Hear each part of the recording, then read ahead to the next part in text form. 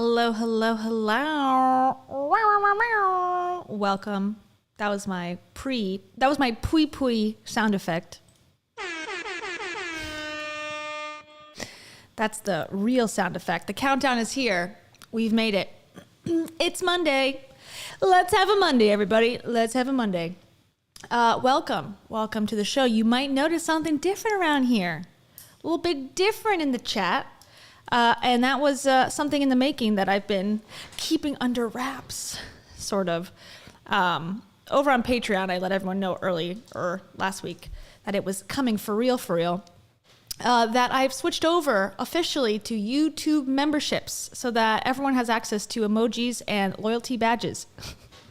Now, you'll notice too, your loyalty badge, if you are a member, they are pancakes, but they're not Mickey Mouse pancakes. I need to get a boo sound effect. I guess I'll do the next best thing. Boo thing. The pancakes are not Mickey Mouse pancakes because I did not want to get sued.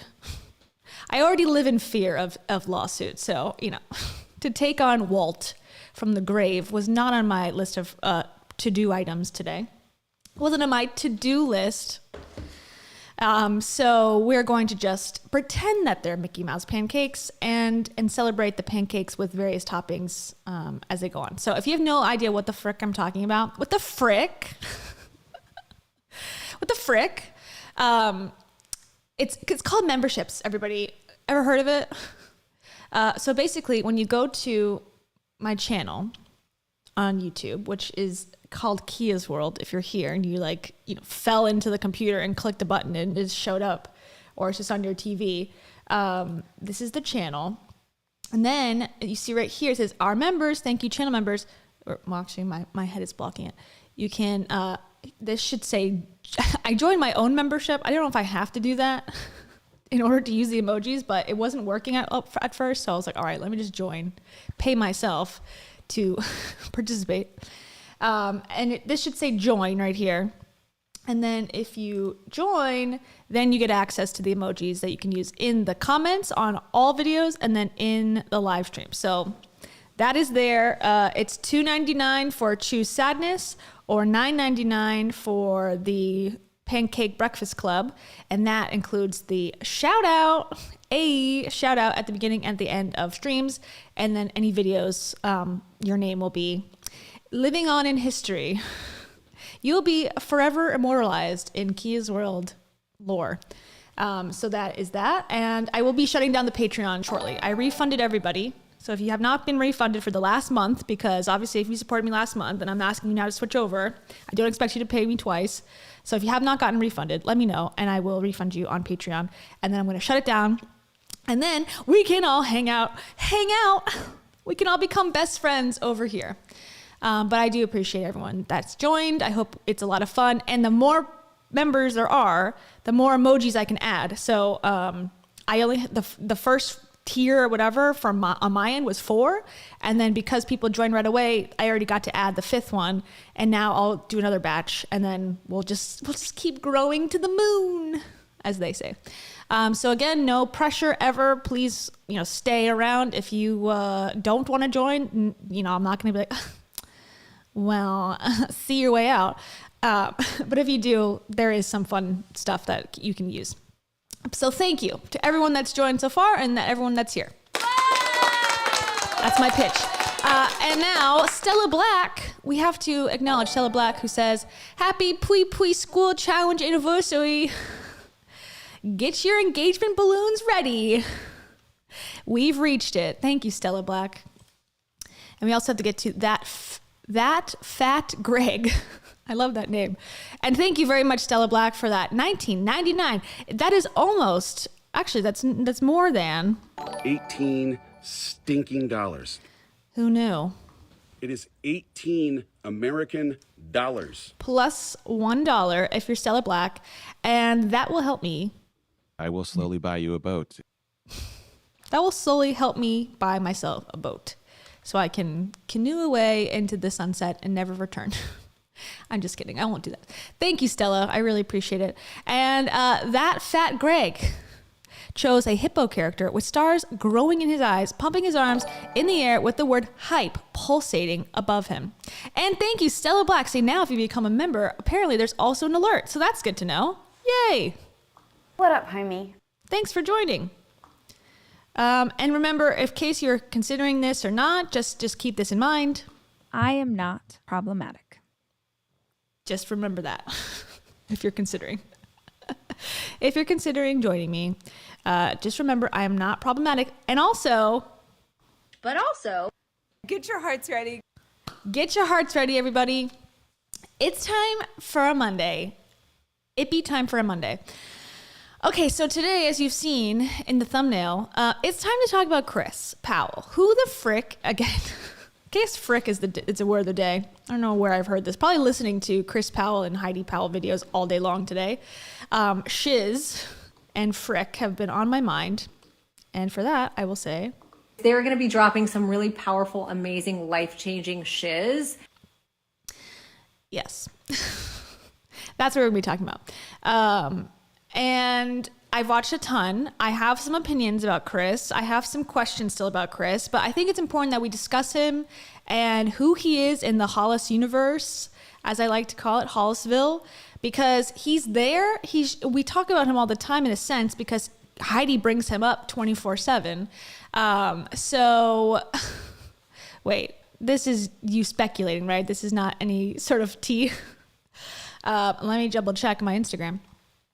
But we're going to first watch the one of the latest lives that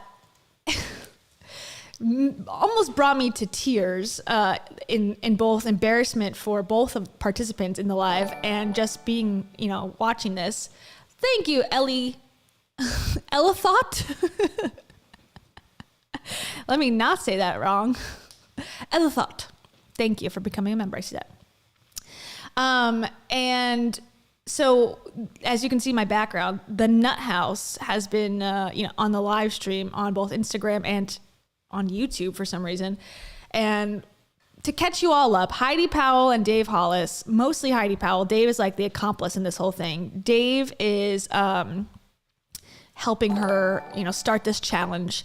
And the 60-day challenge, which allegedly has 1,000 people who have joined, which would mean that this has brought in $250,000 at the minimum if they just paid for the basic challenge, which I find to be insanity. But, who's got money? Who's got $250,000 and who doesn't? I don't. She does. So apparently she's the genius.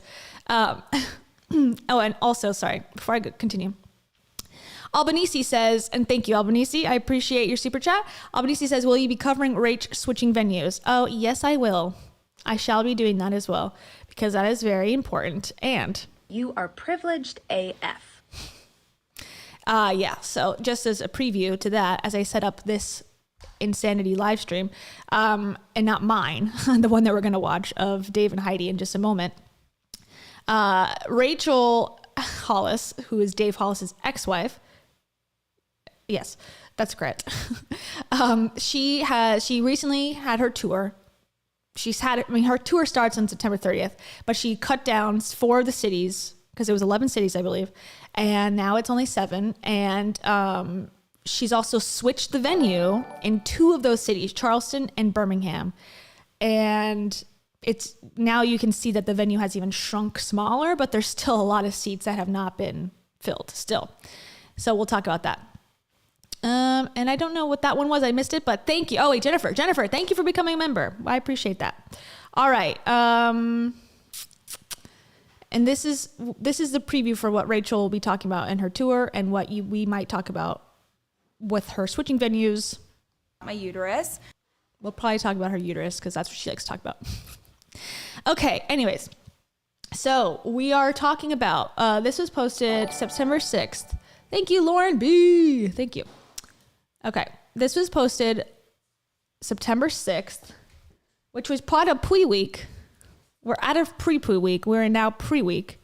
And Steven's awake. Hello, Steven. As he shuffles to his office. We are, okay, so it is September 12th. And in Hollisville, September is the month of rekindling their romantic relationship, Sexy September. So we are fully into Sexy September. But now we have a new partner. It's called Heidi Powell. I feel like I'm all over the place today, but it'll make sense in just a second.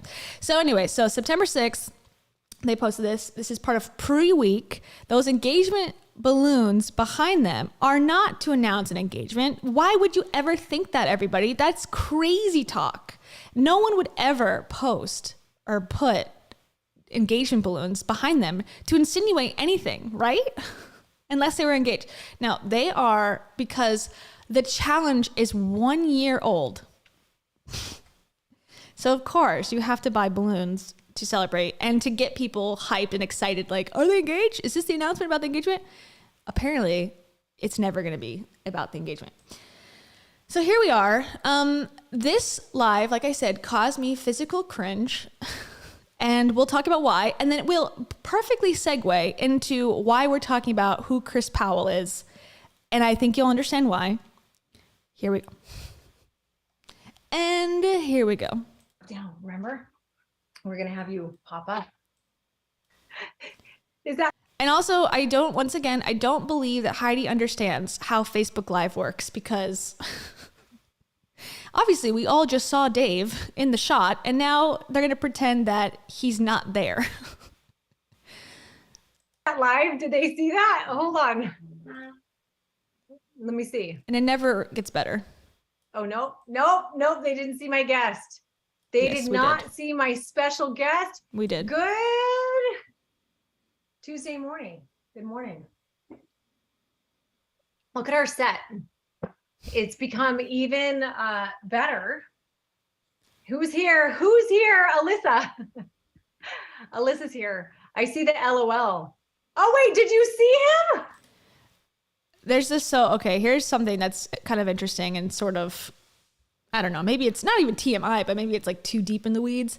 But Alyssa is one of the people that Heidi has featured several times in live streams, like showing off, like, look at the results of our participants. And she's been in pictures, and she's been a very big part of this challenge, and she's just a participant. But now in this latest live, or in this latest round, it seems like she's kind of become a worker, because she does recaps, and she pins links, and she does all this stuff, and she's just like I said, just a participant from what they're telling us, as if she's just a really dedicated person that loves this challenge so much. But it's almost past the point of like free labor into like a lot of work that she seems to be doing, trying to recruit people in the comments. And I think that if she is not being paid, she should be. And if she is being paid, that needs to be disclosed, because it's unfair to be paid by Heidi to be promoting and doing all this work on the challenge in the groups and stuff. And she was trying to like tell people how like life-changing it was without that being, disclosed that she's making some sort of income. So sort of when she says Alyssa, that's someone who I sort of have questions about what their relationship to the challenge actually is. But anyways, that's a side note. Guys, I have a co-host today. We know, we just saw him. I have a co-host. Can anyone guess who my co-host is? Dave Hollis. Oh, this dang delay. I can't. Oh, 2 days in a row. Good job, Heather. Lacey's here. Heather Jacobs is back. Deanna, Heather Roberts. Hello, Heidi. And Dun, dun, dun. Dave's Sorry to let everybody down. It's just me. Welcome. Hello. not Dave. Oh, Lindsay. Not Dave. It's Please. Dave. It's Dave. It's Dave. I got my H mug. Dave? Oh, man, this feels like a setup. It is. It's all I had in my house. Got my C mug. I feel like we should make it a D. And here it begins. So Heidi's second husband is Chris Powell, or was Chris Powell. So apparently that's all the mugs that she has in the house is a C mug. Even though she said that I don't know, I just watched a bunch of videos today, and she said she had like 100 mugs. So apparently she's whittled the 100 mugs from a year ago down to 2. and she saved Chris's for some reason. However, we'll find out shortly that that is a lie. Sort of. I feel like we should make it a D. I love Chris, and I don't want to Well, disrespect you want Chris. a different mug and write a D on it? I'm just, I'd gladly drink out of He didn't Chris's want mug. the mug. I will In a gladly. divorce, I will. Chris did not want the mug. He's not a mug person. Feels like we could start there. Should we get him another mug? I need a mug. Is there a mug person on set? Do we have a mug? When I watched this the first time, I was like, this is a setup. Like, why would she put that cup there? For what reason? And if you were a fan of Dave Hollis and Rachel Hollis back in the day, I wasn't deeply into, I read her book at that point, but I was not deeply into the lore of like their morning show era, Dave and Rachel. But they did this whole thing where they had coffee and would like sit together and do this exact setup. So I guess that like the morning mug is required to have a, cringy relationship morning show with your spouse who you are probably on the rocks with at all times. That might be in the book of requirements. I don't know, but it just seems like why are we doing this? How does this have to relate to anything fitness, losing weight related or whatever? Anyways. Wrangler. Any mug. Seriously. This is amazing. Well, we're starting off right. What? Hey! All right. Look at this. So she did have a D mug, and you might think, oh, this is all supposed to be a joke or whatever. And thank you, Rebecca Romana. Thank you. Rebecca says, free Jack, free Alyssa. Yes. Jack. I need an Alyssa supercut as well. But does Alyssa wake up early? Most people won't get up at 4 a.m. Probably not. She probably doesn't, which I don't blame her for. Thank you. Thank you very much, Rebecca. I appreciate that. So she did have a D mug, but you might think, oh, this is just a joke, whatever. I don't know why it's funny and why we have to keep bringing up Chris every single time that she does a live stream, because if you were watching the other live stream, she brought up Chris like at least 6-7 times about, him and about what he does and what they did together as a couple, and that was awkward on its own. Now we have the Chris mug. She obviously has a D mug fairly close to wherever they are because whoever's off camera found it immediately. But if you remember, or if you are aware, her first husband was named Derek. So D for Derek is probably more accurate than D for Dave, because you only get a mug when you sign the marriage certificate. I guess is the official rule of the Heidi household. We're working with a full cast here, everybody. You know what I'm going to get Chris for Christmas? A mug? I'm going to wrap that mug up and I'm going to send it over to him. Saw that handsome son of a gun yesterday. Oh gosh. It's easy. Oh. I don't buy things unless I'm at that store I was at last. Feels like there's a chance this relationship could last a little bit when I got a D mug in the house. Goodness gracious. I don't want to get too excited. Good morning, everybody. I don't Good want to idea. get too excited. Well, no, I just want to manage the expectations just a touch, but I did get a D mug. So This set is a lot better today. the set is I mean, I think we need to give the set crew. Congratulate to the gaffer. I'd like to raise a glass. Should we cheers to that? Hold on. You can't toast an empty cup. It's bad luck. It's bad luck. So water, or do you want coffee? I've had coffee. I've got enough coffee. And, You're not going to like this water. is this the warm water? It's warm. Yeah, It is warm. not a This is the farmer. one that was in my car. Oh, come on. Here, should we cheers it? Here, babe, here's my ex-husband's mug and some hot water from my car. It really says I love you. More than anything else I've ever seen. Here's these engagement balloons behind us. Not to be confused, this relationship is really built on nothing other than selling items on the internet. Anyways, okay, we're off to a great start, as you know. And again, once again, this is a live stream to sell and to promote a 60-day fitness challenge. We are now 3 minutes in, and I've only felt embarrassed for both parties. And two people I don't think are traditionally very feel sorry for people necessarily, so they've done the impossible. Do you know that warm water? You got to look me in the eye. I'm not trying to be weird about it, but that like the bad luck. Really? I never have done that because I've always had to focus on Not where spilling. the mug, where the mug's going, or I'd miss. We're off to an Cheers. interesting start here. Cheers. Yes, whenever I cheers, I go like this. Just so I don't crash it into anything. Cheers! That's a very real thing. Just kidding. Yeah, you guys, the backdrop does look a lot better. We got lights on our sign. Did this come out of a hose? Yeah, no, it didn't. But it is hose lukewarm, and we are in Arizona.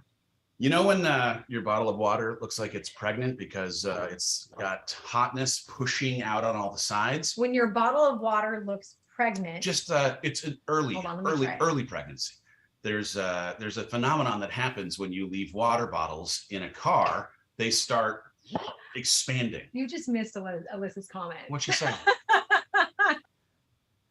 This is Dave's resting face right here.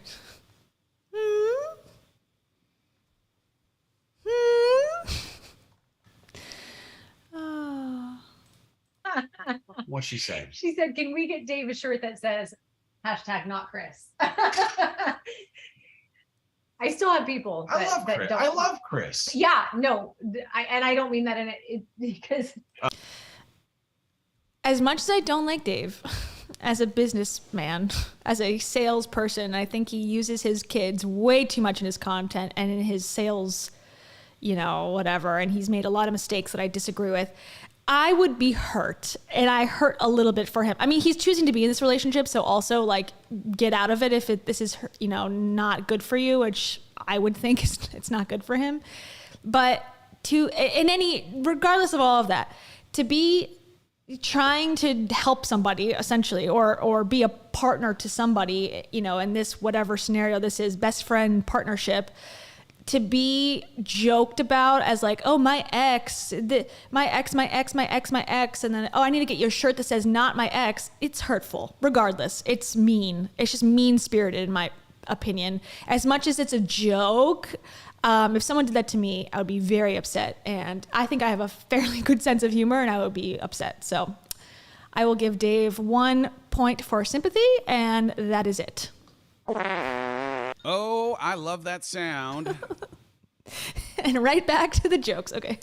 Oh. there are still people that just don't know. When we were in I don't know if you guys were in the boot camp, but we were in the boot camp and Heidi's, doing her Heidi thing, and I'm participating in the Zoom with the people inside the boot camp. And someone in the comment on the Zoom was like, "Who's Chris?" Right? Like she's telling a story about extreme weight loss and makes mention of this person named Chris. Like, who's Chris? Well, you just sometimes assume that everybody knows who everybody is. There's a cast of characters that we have to keep up with. Who's Chris? And so there really is a cast of Heidi characters. Explains, Chris is my husband. We have children together. Why and do you I'm say- now with someone I else. say And Chris is my husband. That'd be you fair. said Chris was my husband. He was my husband. Yeah, he was. And he now isn't your husband. And now you happen to be hanging out with this guy named Dave, who's not Chris. And without missing beats, I'll give myself some credit. I went into the Zoom 3-dot thing. I tapped it. I changed my name in the Zoom to not Chris. Not Chris. Just so that we were clear, not Chris. Just so that we're clear. Thank you, Mandy Lee. Welcome to the membership. Just so we can support Dave here. Clear. Just so we're clear. He is not Chris. No shit. There was I don't remember what post I put up on Instagram the other day, but someone had commented twice and said, "I need to know the name of the man that like who's the man you're with? What's the name of the man you're with? Is that your?" And I'm like, "Oh man." So do I. I know. Same. Whoa. Oh, What are we God. doing here? John has the best jokes. Chris was the pre-husband. Derek was the pui husband. Dave is the challenge. Damn. Oh man, that's good. That's so good. Roasted. Oh, okay. Again, we're 5 minutes in, 5 minutes and 45 seconds in. All we've discussed is who Chris is with no answers, except that it's her ex-husband. All right, so today we're going to scoot forward a little bit so we can be Are we? closer because my eyes are not great. If we get close enough to the light, will I get a suntan? There. Okay. Oh, now we're breaking the fourth wall. Oh, Do you see geez. that? You Oh, guys yeah. can see the top of the set. Top of the banner. We're gonna have to go right at your God, I thought we were on a professional set. Nope, just your living room with a banner that we got over at Staples. Lindsay, you're right. True. Again, like I know that they have Zoom, but this live stream setup that I have, like, let me promote myself, but this live stream setup is not like out of their budget. Definitely not. Like it's, it takes a little bit of work to get it set up, but like you can have a 4K camera, you can have graphics, you can have stuff that works in Zoom. The program that I use does it. So like the fact that they're so like low budget, we're just going to use the computer's webcam and like this sign from Kinko's on the back of the wall, it's really no excuse. Like you can deliver high quality results, high quality production from your home with a little bit of effort.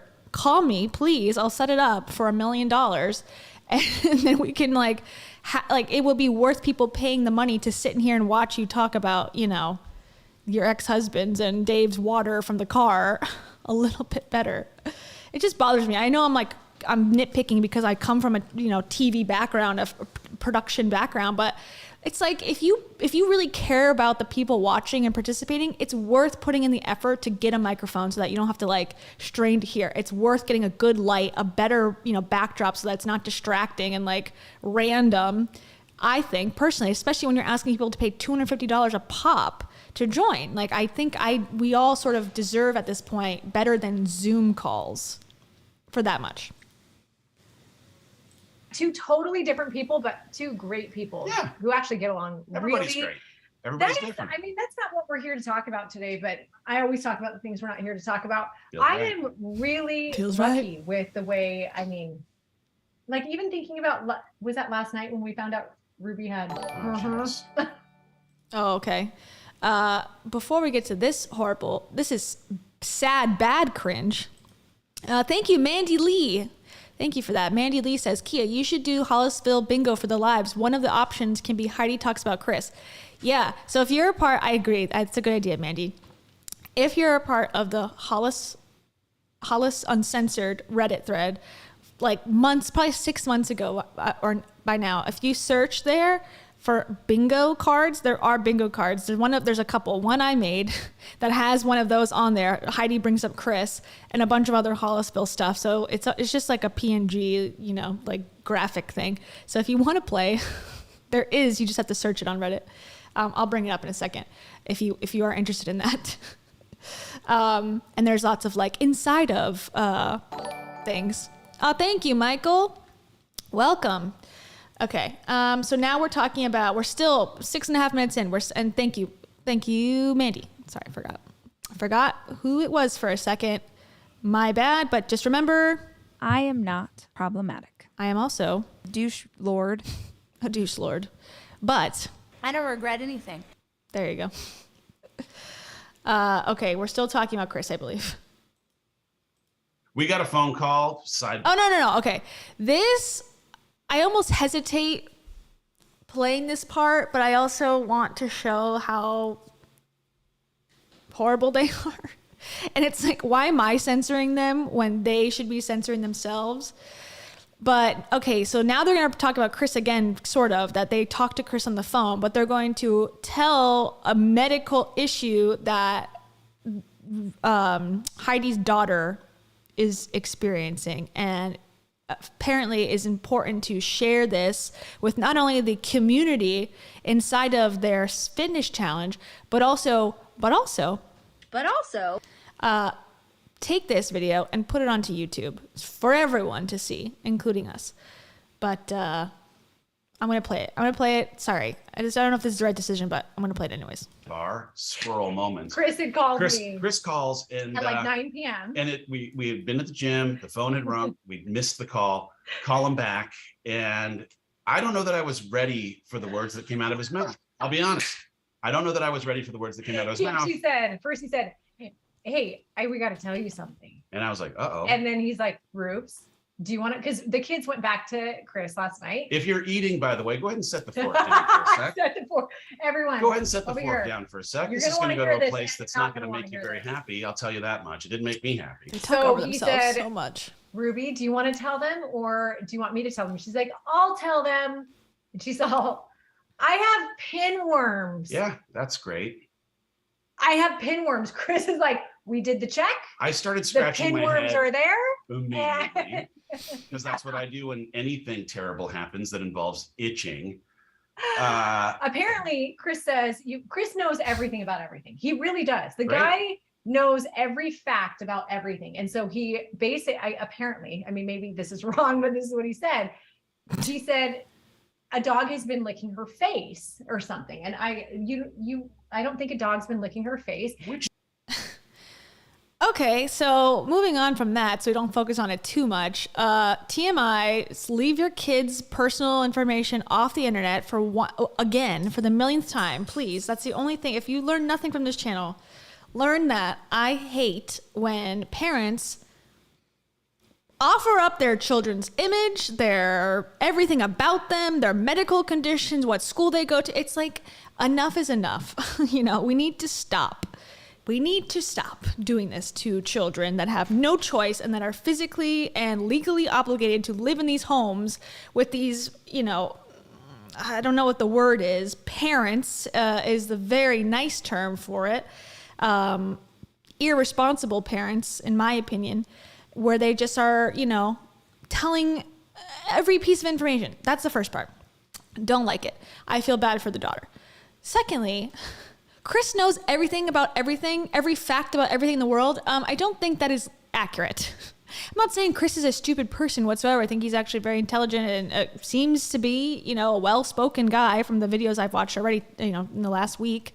But he is not a, Einstein genius, never made a mistake. So that already seems like either a dig at Dave, that Dave doesn't know shit about anything, or just an unrealistic projection of like what she thinks he is, because I don't think that's something anyone can live up to, knowing everything about everything. And then the next breath go, well, I don't know if he was right about this. It's just weird. I don't know. Then he said, also, if one person in a house has pinworms, Everyone does. everyone has pinworms. Everyone has pinworms. Guess what? We have 8 kids and 2 adults. My buns are in a not house. itching, so I don't think I My have buns are fine. pinworms. Yeah, My I don't. buns are fine. I don't.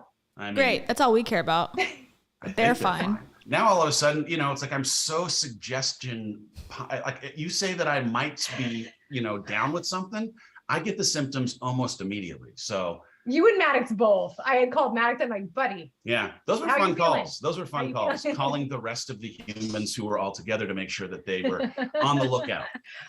We didn't even do the day 2 slide. Val, cue the day 2 slide. What's the day 2 slide? There's a day 2 slide. Wait, I think I have to make her co-host. Oh wait, no, we got it. No. Val Maybe. has started. Welcome to day 2. Well, You look at guys, that. Val Professional made slide. that. She made that. So Val, let's make a note because I saw some comments from people saying, can we get Okay, I was like, the day 2 slide. What is it? It's literally just this, apparently. This is the information that they're presenting that needed to be shown. The literal thing that is behind them as well. Okay, thank you for That this. So thing? glad. this logo on a Do t-shirt? people understand why it's called the Nut House or what the squirrel even has to do with anything? No, they No. probably don't. So No. let's just say that this challenge has come a long way.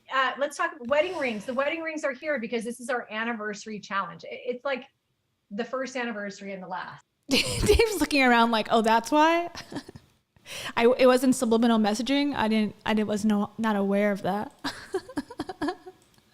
Oh, it's so hard to say goodbye to yesterday. It's been a year and now it's gone.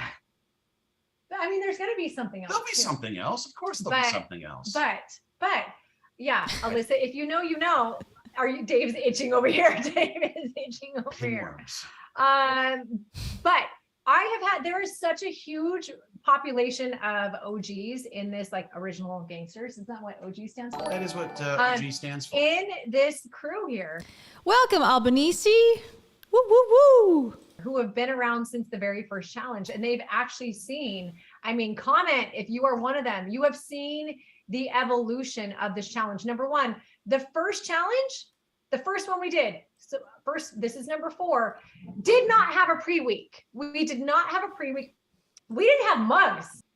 No pui week for first time. Only fourth time have pui week. There, I've delivered all the information she's delivered so far. Oh. We didn't have mugs. We didn't have. I just got a mug. Just in time. There they are. OG. Cindy, you've seen me go from doing this thing like so probably a little bit timidly at the beginning, Yeah, right? sure. To owning it to now I'm like, okay, this is the last hurrah. Let's have fun. Right? And squirrel. So what is squirrel and Squirrel. So they're gonna explain it. It's stupid. I don't know. It's supposed to be like she's got ADD, undiagnosed ADD or untreated ADD, and we're gonna celebrate that as like some sort of, success story. Again, I don't know. I was gonna say something. Yeah, I don't get the rings. Why are you getting rings on your anniversary? Wouldn't that be the first time you're proposing? And these are engagement rings, not wedding ring. I don't know. Whatever. what is the nut house? Well, I mean, squirrel is basically a pseudonym for Heidi at all times, because anytime we get into any kind of topic, anytime there is any kind of script or bullets or agenda for a meeting, we just get sidetracked. And there's like, oh, wait, I thought of this thing. And all of a sudden I'm going to go over here. If you saw Up, there was this dog. Was it Up where there was Doug? Wait, where was Doug? Didn't you work for Disney, Dave? Weren't you like the number 7 person at Disney at one point? Wouldn't you fucking know that? That's like the softball of softball questions. Don't you know the basic characters of the films that you're promoting? No? Okay. That feels right. That feels right. He was like, squirrel, Yeah. squirrel. So, and one of the rules in here, like, well, I guess my rule in life, I grew up with 3 brothers. And when you have 3 brothers and a very like tough dad. Thanks, Andrea or Andrea. I can never tell through text. Thank you. What are we doing with that? She asked us to make her the host. Oh, okay. When we have 3 brothers and a very tough dad, you learn to not take anything personally, really anything. And you learn to laugh at yourself. Like Yes, this is a universal truth. When you have an abusive family, I'm not saying that her family's abusive, but it's basically the same thing. Like when you have an abusive family, you just get really numb to everything. It's great. It's lovely. I'm not saying that's what her situation is, but I think the same could be said. When you have people who treat you like shit, you just sort of take that as like what you deserve. It's amazing. It's like, okay. the only way my dad used to Yikes. tell me when my brothers would make fun of me, he'd be like, the more you cry, the more they're going to make fun of you. This is real. And he would be like, this is in the real world too. This Like is real. the more you whine about people not liking you, the more they're going to not like you. The more you have an issue. Like Heidi, what the heck? What the shiz? I thought It's okay to cry.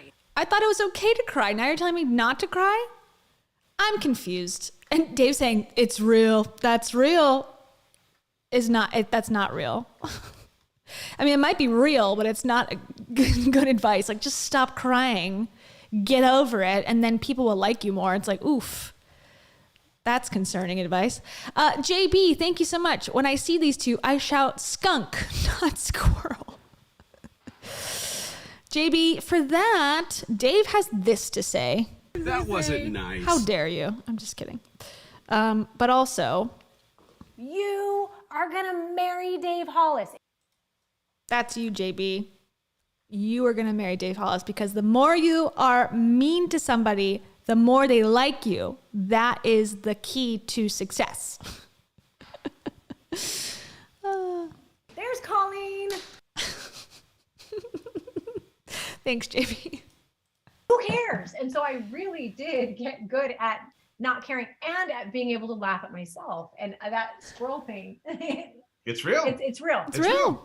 It's Someone real. said you don't squirrel as much. I don't think I squirrel as much. That's another fun little thing. That's a lie. Hold on. Can we also show? I think Okay, no, I know. But Dave's got some funny zingers once in a while. I do like it. I can't lie. It's mean as hell. And it's horrible to watch this toxic relationship go down. But, you know, given the circumstances, you got to find the positivity where you can, right, guys? Choose joy. I'm choosing to laugh at Dave's quips today. I think, Val, I had you make a slide to show. Now we're making fanny packs. Now we're making fanny packs. I know. Val, this can is we going. show? We don't have to show anything. Can we show the fanny pack, Val? No? No. No. Thank Give you. her a second. God. Oh, Val. Honestly. That is hummus in Dave's pouch. I used to wear a suit Hummus, to work not every day. You know, I actually used to lead meetings and I wore suits. And now I've got a fanny pack on. Is he having a moment of clarity? Probably not. I always hope. I'm like crossing it, like, come on, man. Get your shiz together and, you know, go back to the workforce. Universal Studios needs you. They need another mediocre white guy at the top to really show them the true nature of society. Come on, Dave. And he'll say something that's so true, but that does not take his own advice. Gone and alive about hummus.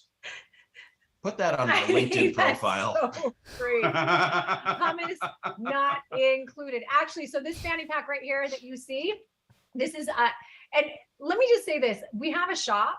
We don't. I like it too. I like the fanny pack. It's not worth $5,000 or whatever they're trying to sell. You know, oh, with this $5,000 package to go to my house and have a mastermind with me, you also get a fanny pack. That's not that's not priced appropriately, but the actual look of it, I think it's kind of cool looking.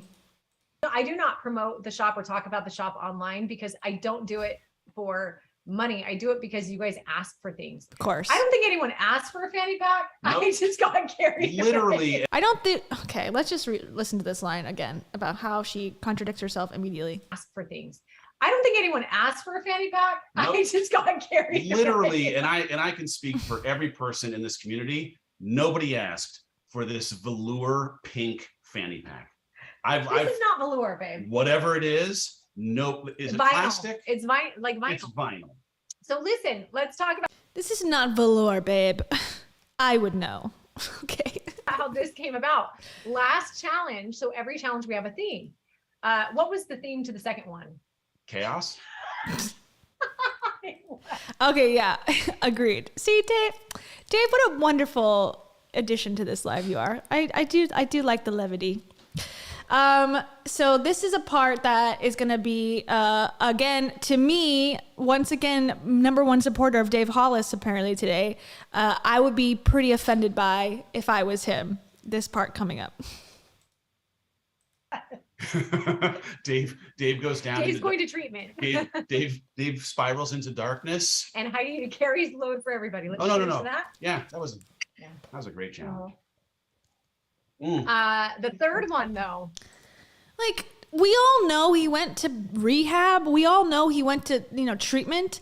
And I don't think she's brought it up before. If you were watching during the live stream talking about the s'mores bar where it says, let's get toasted. It was like a funny pun about, s'mores bar. And Heidi with Dave there was like, yeah, that's appropriate for Dave, who's like an admitted alcoholic who is, whether you believe that he is really taking it seriously or not, I also have my doubts if he really considers himself an alcoholic or is just using it to have some sort of, story to tell in his self-help circle, and if he really is taking it for real serious. But let's take him for his word. He's talked about being an alcoholic and that he struggled with that for many years, and he went to an 8-week treatment facility, and he said it changed his life. So why would you ever joke about it? And if someone needs to go to treatment in that way, in that serious way, the fact that you had to carry the load of an online fitness challenge seems like a small price to pay to make sure that the love of your life is healthy and safe and thriving. Wouldn't that be priority number one in any relationship, friend or boyfriend or whatever? I would hope so. To me, I can't comprehend why you would feel, and they talked about this on a podcast that they had together where Dave was like, apologizing to Heidi about, leaving and her being burdened with like all of this work because, he had to leave. It's like, what's the alternative? Spiraling into darkness for real? Like, it just seems like that's not a good support system to be around. Someone who's going to literally make you feel bad for going to get treatment and seeking help. That is not good at all. And it's not like they're raising like newborn babies and he left, they're running an online fitness group that is primarily Heidi's anyways. Thank you, Rebecca, again. Rebecca Romana, thank you so much. Rebecca says, y'all, I'm going to steal Dave from Heidi. End this madness. Make him go back to Disney and get us a Moon Knight season 2. Take one for the team. Rebecca, you go. We support you. I think you need to join the group and then infiltrate that way, because I hear that Dave texts people in the group. That's your way in. Join the group and work out and, just secretly wink at Dave during Zoom calls. I will actually do something obscene for you. And just tell him that. Thank you. I do appreciate that. I like your plan. Okay, back to this nut house, as they call it. Was Baby Got Back. Yeah. And that was back. That was the comeback challenge. That was the challenge where Dave was not allowed to be a part of it at first. Yeah. And then slowly inched my way back in. But as part of the Baby Got Back. Again, like, okay, he wasn't allowed to be a part of the third challenge because he had to go seek, treatment for alcohol abuse. Like, again, like, it seems like that was the best decision that he could have made at that time for himself and his health. And if he really truly was struggling as much as he said he was, then like, what other option would there be? Continue to struggle and like pretend for the world that they're all fine? I mean, I guess that's what she's asking for, but to not let him be involved in the group seems like a petty, mean thing to do as well. Glute program, we did fanny packs, and they are, oh my gosh, we got our pins on it. Look at this. This is actually how Ruby has a fanny pack too, and hers is all pinned up. I don't know if you got the pin. So now you understand. Oh, there's another pin. So this is our Baby Got Back, the glute, when the glute program was introduced. It has a little HP tattoo on its buns right there. And then there's a 60-day challenge classic, a heart. But this, look how far the challenge has come. And we really did it first for the mastermind piece, remember? I know. I usually put my gummy bears in here. What are you putting there in your? I wouldn't put this on if you paid me literally anything. He already did for the photo and put hummus in it. Okay. Oh boy. Is the K silent? Sanjaya? Thank you. Or Kansija? Phonetically spell it for me. Phonetically spell it, please. And I'll be able to say it correctly. Thank you for joining, regardless. But you did it. But I did it. I did it that day to support the team. But we had these made originally for the VIP mastermind. So when you're a part of the VIP mastermind group, we do a big gift box. It's an 8-week program. We'll talk about it later it's really like a 10-week program, and then an in-person meetup with a bunch of special guests. Nothing sells a VIP program like a plastic. It wasn't to sell it. We're not talking about it right. Plastic fanny pack. I'm just telling you, we have fun. We have fun. And we thought it was funny, and we thought it would be, we put marshmallow dream bars in it. Hold on. I just got a call from the team. Now in the shop, we've got D mugs. There's only one. But, he's retiring his if spot. If you'd like to grab this baby, I'll sign the side of it and send it right over to you. Should we do that? $3. No, we got only $3 stinking dollars. I am all about getting a free ride. If you remember, if you were a longtime follower of Dave Hollis, I guess like not even that long, since the downfall, I suppose, during Pancake Gate, one of the most funny and weird moments of the whole thing was that he was trying to hawk his book, Built Through Courage, and he was on his patio of peace, ending his career essentially. And he had American flag socks on in the shot, and he said, for whoever buys the book, one of you, I will sign these American flag socks in an autograph fashion, as opposed to what other fashion, I don't know. I'll sign these in an autograph fashion and send them to you for finally making a good decision in the month of October. So now fast forward however long it's been, I guess a year or almost a year since Pancake Gate last happened. God, it hasn't even been a year yet.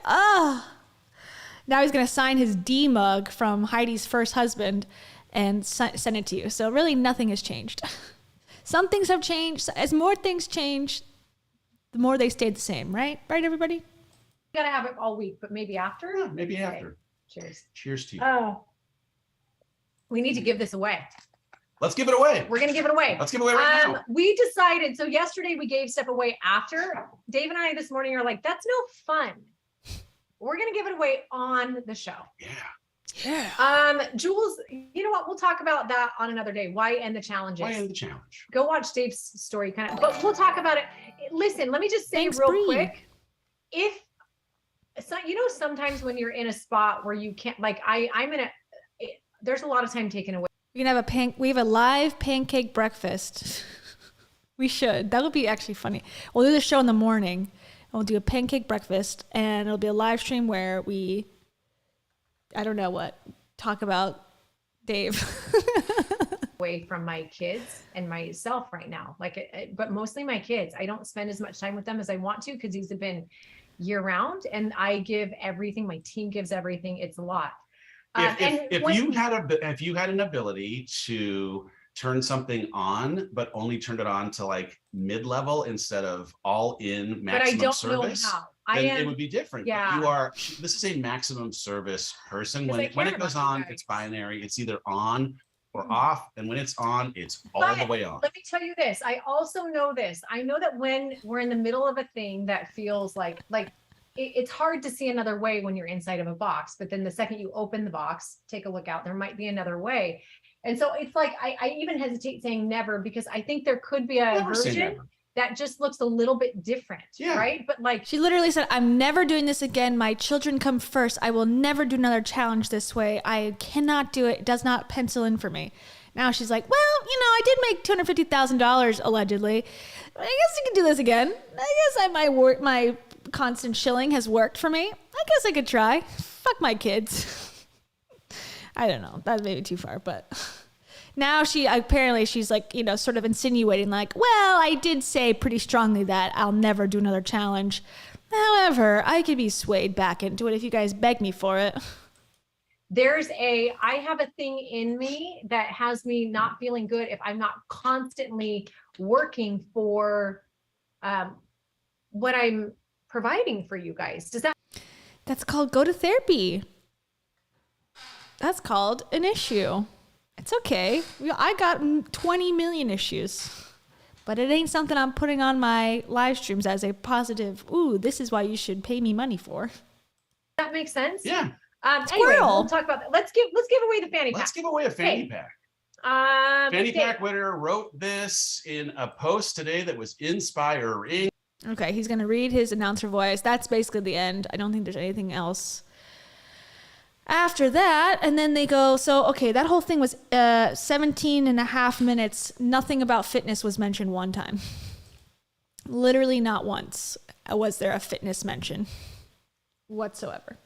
But it did bring us, thank you, Lauren B. Thank you for becoming a member. That's awesome. That led us into, who the heck is Chris? The guy who knows everything about everything, apparently. So we're gonna discuss that. And we're going to discuss Rachel and her thing. Maybe we can do that really quickly, her ticket sales, because it's not a huge update. But first, Kristen Brook, LMSW, trauma therapist, says, but if the fanny packs are opened up to the public to purchase, how will the VIPs know how very important they are anymore? Very good question. And if they find out that they're from Alibaba for 5 cents or whatever, how will they feel then? That's a great question.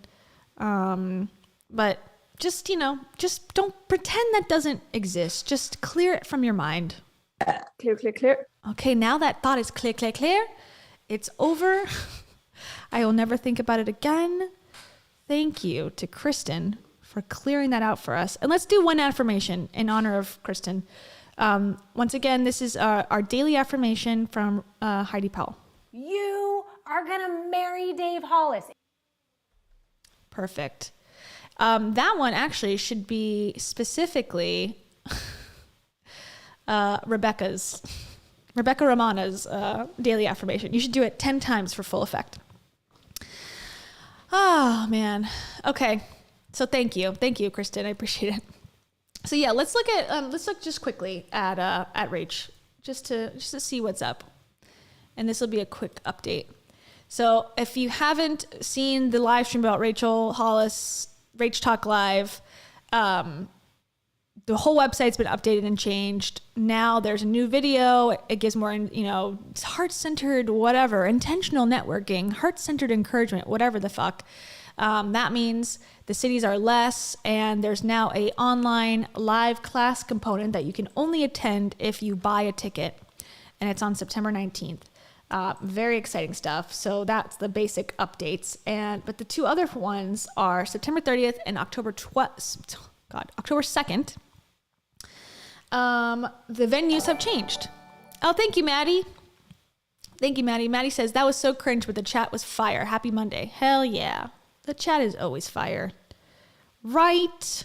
That's because this channel and me, I am The best, goodest, good girl you ever met in your life. That's why the chat is that way. But also, It's also because. Am I the only hippie? Am I? Perhaps. Thank you, Maddie. Okay, so Birmingham, Alabama. So this one was at a theater called the Alabama Theater, and now it's at a place called the Lyric Theater, which is much smaller. However, there's still gonna be a lot of empty seats. And here we are. So if you bought a ticket in Alabama for Birmingham, I'm imagining you got a message or something about, having to drive somewhere else, I would imagine. But, who knows? There hasn't been any announcement on her end like, hey guys in Alabama, hey my girlies in Alabama, we're switching venues because, some bullshit made up reason. She hasn't mentioned it at all. And she hasn't mentioned that the whole website has changed either. And I guess I don't expect her to because she's a business lady. So why would you bring attention to something? But, there has been drastic changes since the beginning of the ticket sales. The way that they branded it, the way that it was marketed, the way that, that the venues themselves have changed. So I'm hoping that people are at least getting alerted because the, 40 or so, 50 or so people who have purchased tickets, be nice for them to know where the hell they're going. And then Charleston. Oh. Well, this one says the event can't be found. I guess maybe it's even, has this been taken away? I don't know if this is an update. Damn. Okay, let's just go see Carrie Underwood instead, I guess. Okay, well, maybe that's a T update. Not sure. Let's see Joliet. This is the same, I believe. Yeah, that's a big theater. That's the same. So yeah, this is gonna be. I hate to say it could be a disaster, but it could be a disaster. Or maybe she'll cancel for all of our sakes. And I think this is. They blocked these out. I mean, there's still time, but yeah. I'm going to check on Charleston. Give me a second. Let me pull up, Charleston, because maybe it's just they didn't change the link. Because I remember someone on Reddit saying that they just changed the location, but maybe they nixed it completely. Okay, now it says the North Charleston Coliseum. Hold on, I'll show you what I'm looking at. Here we are. Vividseats.com. Okay. $69. Hey! Why is it so expensive here? I guess because they're resale tickets. But it says it's still there. But at the same time, I don't remember if that's where it was. Okay. Here's the main website. Okay, now I found it. Let me relook. All right. So this is the VIP Nation website version for this talk thing. So it says venue has changed from the Alabama Theater now to the Lyric Theater, and then venue has moved from the North Charleston Performing Arts Center to the Riviera Theater. I don't know. Is anyone from Charleston here? The Riviera Theater? I don't think they've lowered prices. Prices are $27. They've only, in some places, it's not gone up, but it's higher than that. And then Indianapolis canceled. Wichita, Kansas canceled. Omaha, Nebraska canceled. And Columbus, Ohio canceled. We knew that though already. But let me see if I can purchase Charleston. Okay. So she needs to just change her website. Like, cool. Let me fix Rachel's website once again. She also sent out I'll bring that up. She sent out an email with like a big old typo on it, asking for free labor, which isn't good. Oh God, this is very small. Yeah, I'm looking to see if anyone saw the Riviera Theater. What type of theater is this? Like a movie theater or what? Because it looks small. And there's still seats. It's sort of sad. It is sort of sad, ultimately. Oh, I mean, I'm not sad for her, but I'm sad. Like it's just hard for anybody to like want something to succeed and not succeed in it. It's sort of like hard to watch. Okay. Thank you, Beth Peters. Beth Peters says, I can't deal with Heidi acting like when she works 2 hours a day that she works so much harder than anyone. It's so insulting to her audience. Yeah. I 100% agree. She is the most, no, okay, I shouldn't say the most. She is very comfortable with self-congratulating herself. And maybe people would say that's a good quality in somebody, to be able to look at your work and go, you know, I did an amazing job. But I think the element that is bothersome is that she's complaining a lot about how much work she's put in, how much effort she's put in, and blah, blah, blah, and how good she is that she can't even make the challenge anymore. She'll do it too well, and that will hurt her in some way. So I'm with you, Beth. I want to be relatable. That's Heidi. Not Me. okay. Thank you, Beth. And then we got Albanese. Albanese says Rachel has not emailed ticket holders about the venue changes. That's good. That's good business. Maybe she's hoping that no one shows up for some weird reason. Get your hearts ready. Get your hearts ready for nobody, because I'm going to be performing to an empty theater. And she can't even use the excuse, which sort of sucks for her, but, you know, kind of shows the truth of the matter. She can't use the excuse that she did last time for Rise, that she did in Austin, that only had like 50 people in attendance in Austin, because that excuse was, well, we have a virtual component, so there's thousands of women online that are watching from, you know, all over the world. I was one of those virtual people, and they cut it off like very quickly, where the button in the beginning, the first of the day, it showed like 200 people were watching, and then they got rid of that counter at some point, and I couldn't see who was watching later in the day. So she said thousands, but for the first, you know, hour or so, it was like 200 people watching online. So that was sort of like a little bit misleading, I think. So thank you, Albanese, for that. This one's for you. Scruffy-cons. Scruffy-cons. You'll know that soundbite if you watch Cringefluencers. Okay, so this is the stage in Charleston. If you're in Charleston and you're looking for something to do on October 2nd at 7 p.m., go to the Riviera Theater in Charleston. I know nothing about the space. You can then also go see Amos Lee. I love Amos Lee. I'll go to that. I will sit outside of Rach Talk and then go to Amos Lee. So that's the update. So Charleston is still going on. Albanese says that they have not been, you know, receiving any emails, which is sort of annoying.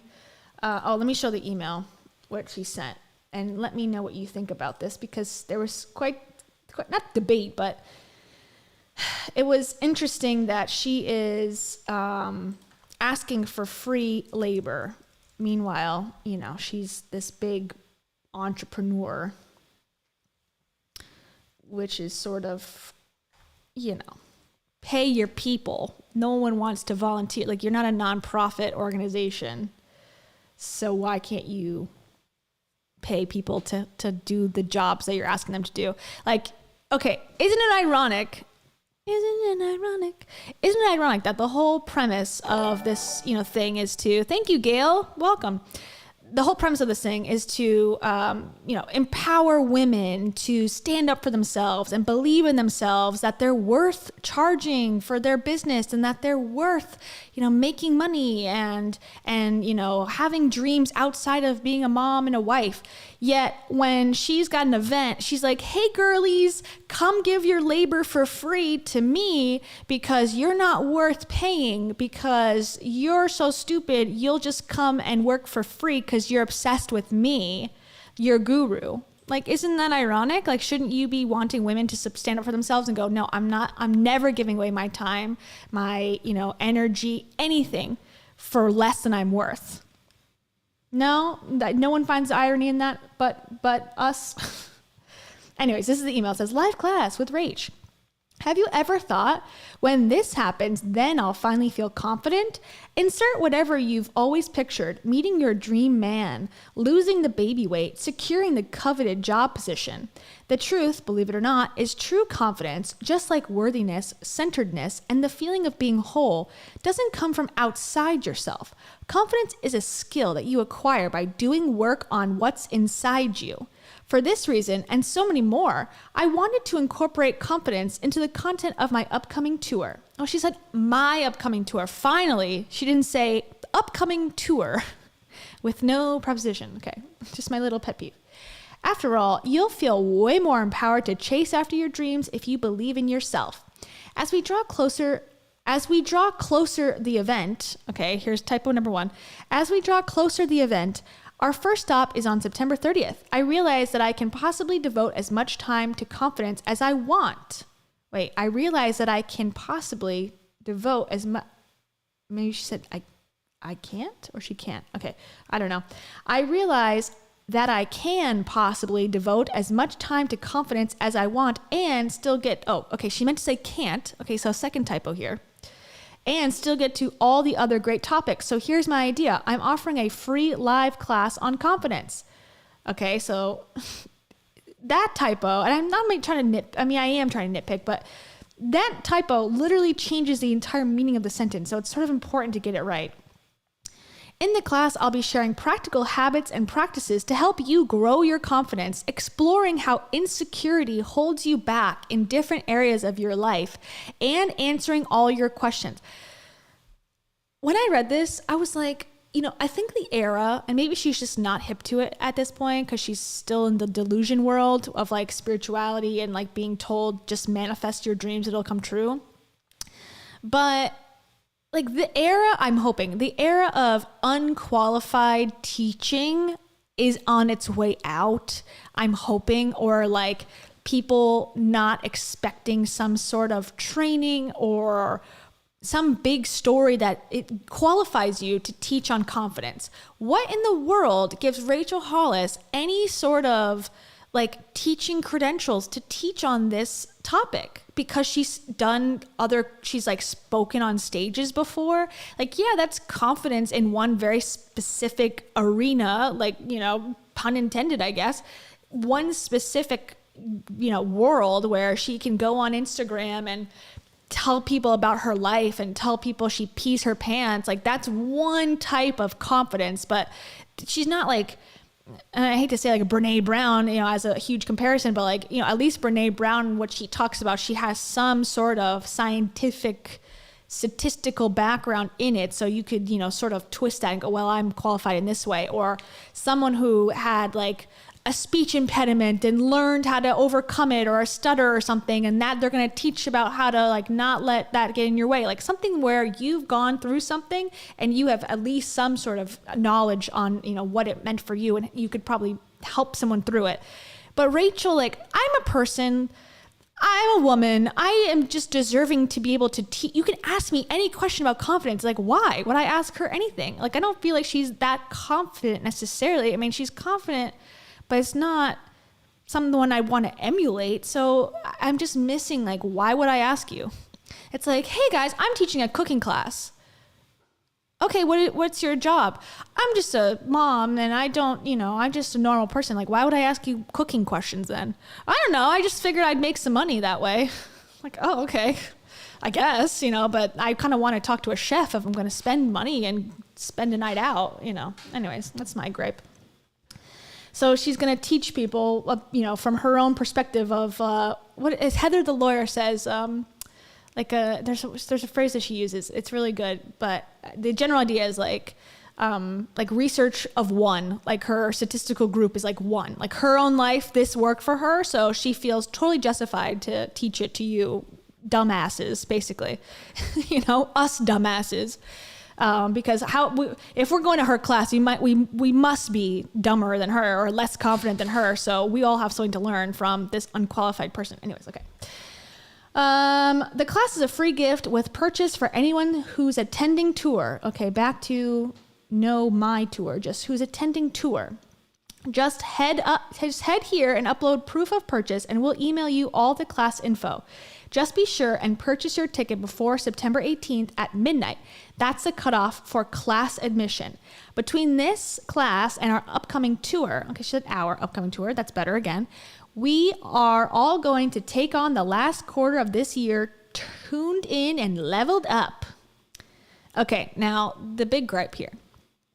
Volunteer with us. We're looking for a few friends to love our we're supposed to be love on, which I also hate, but we're looking for a few friends to love our attendees and hype up the crowd on tour. If you live near a stop on the Rachel Hollis tour and would love to volunteer, reach out to hello@missrachelhollis.com to get connected with our team. We are looking for 2 to 3 volunteers at each event and would love for this experience to be extra special with you. How much money could that possibly be to hire some event staff for the night? 3 people times what, $15 an hour? What? Is that out of budget? I mean, you're already probably losing money on this, I would imagine, at this point. So why are we that desperate at this point? We have to get volunteers to come. I just feel like it's in poor taste. It's just and of course it's she's not saying women, but we know it's women that go. So again, it's asking women to give up their free time for free to help another person profit in their business. That era is also over, I thought.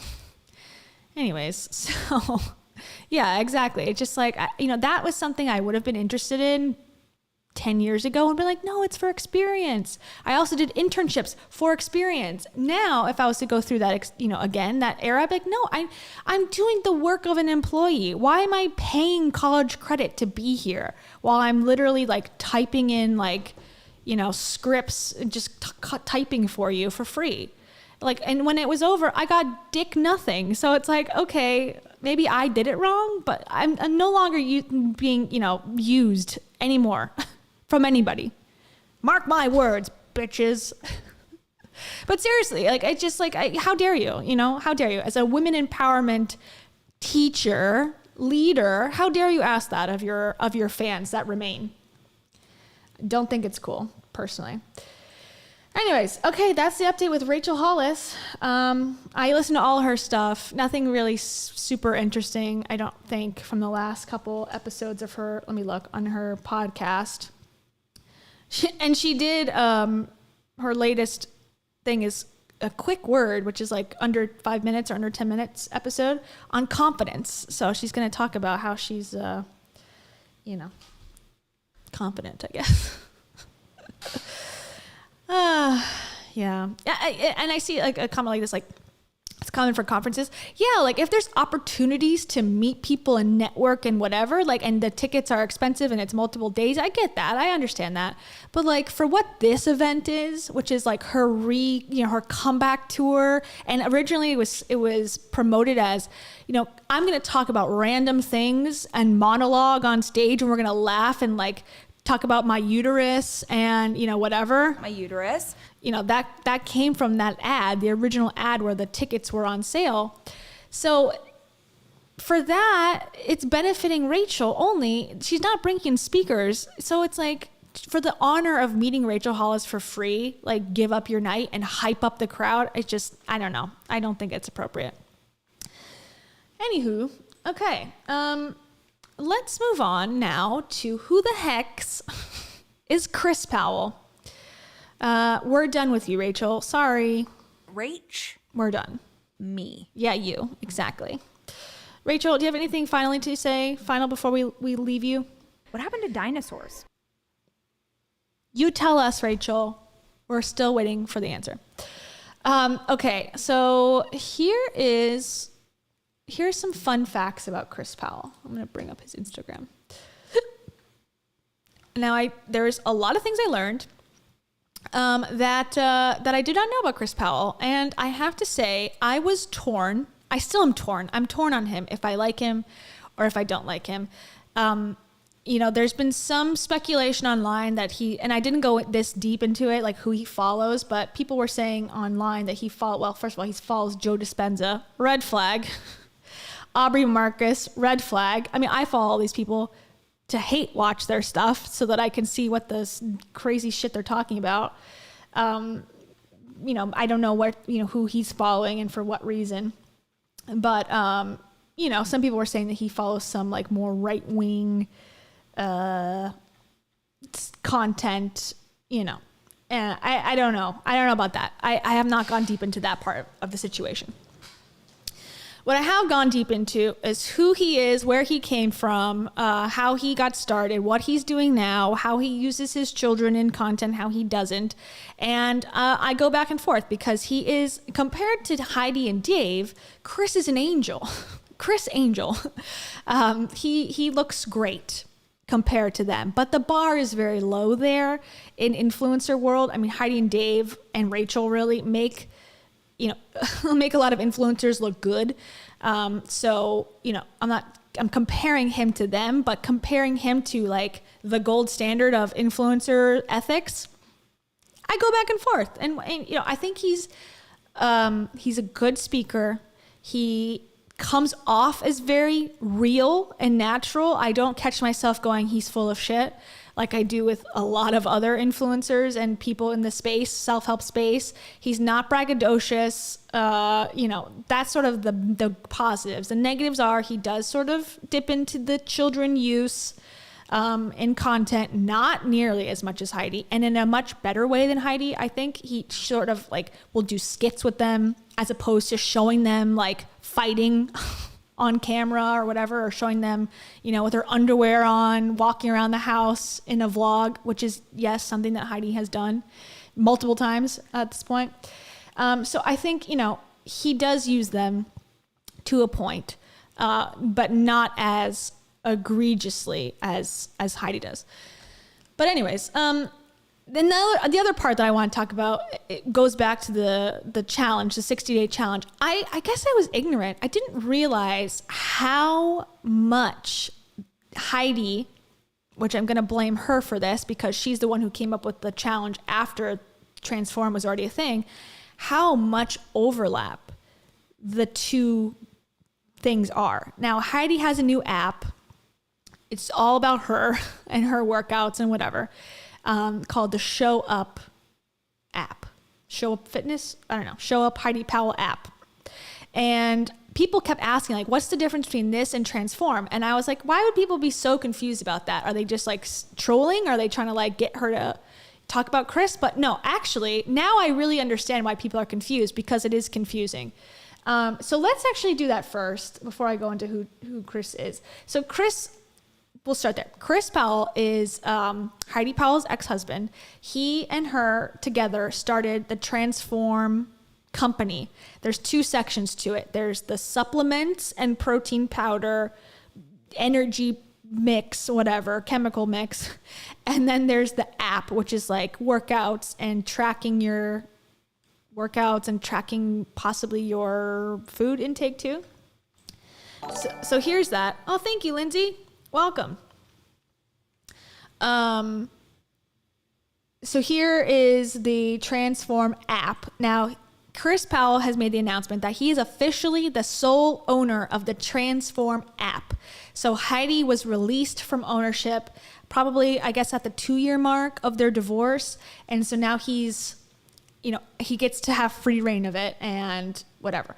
So there's 3 different plans for it. Here it is, 6 months for $71 every 6 months, for 3 months, for 1 month. Way more affordable. I don't know what Heidi's app is going to be, but the challenge is $247 right now for the basic level for her challenge for 60 days. So for 6 months, you could use basically, I'm assuming, the same idea, online workouts for much, much cheaper. And here's the part that I'm like, wait, I've seen these before. What the hell? Okay, so Chris obviously is Chris. That's him right here. That's Chris Powell. Emily, I forget her last name, but she has been all over the show or the Get Fit challenge because she's like the dancer. Her and her sister, I believe, they do dancing, like Zumba type stuff for Heidi's group. But I didn't realize that she was like also on this app too. And then I definitely did not know that Danielle was on this app as well. Danielle, the yoga instructor, the breathwork instructor that Heidi and Dave famously did in vertical line. I gotta find it just to show you again. Like, they did this Instagram live that was like so funny. I was dying laughing because they did it live and Dave was behind Heidi and they were like on camera and it looked like they were humping each other on Instagram. So how do I find that? God, it was from like a while ago. It happened right after I'm looking for it now. It happened right after the issue with Mexico. God, she posts a lot. I don't know. She posts so much. I have to like go and find it. But basically, if Mac Attack on his channel, he did a really funny review. I covered it as well, but he did a really funny job with it where, oh, here it is. Okay, I found it. I just want to find the breathwork part. That's Danielle. And she was a huge part of the, okay, here it is.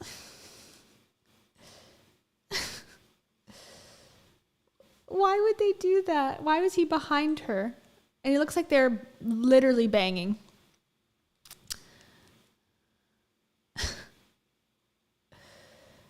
Yeah, taken out of context.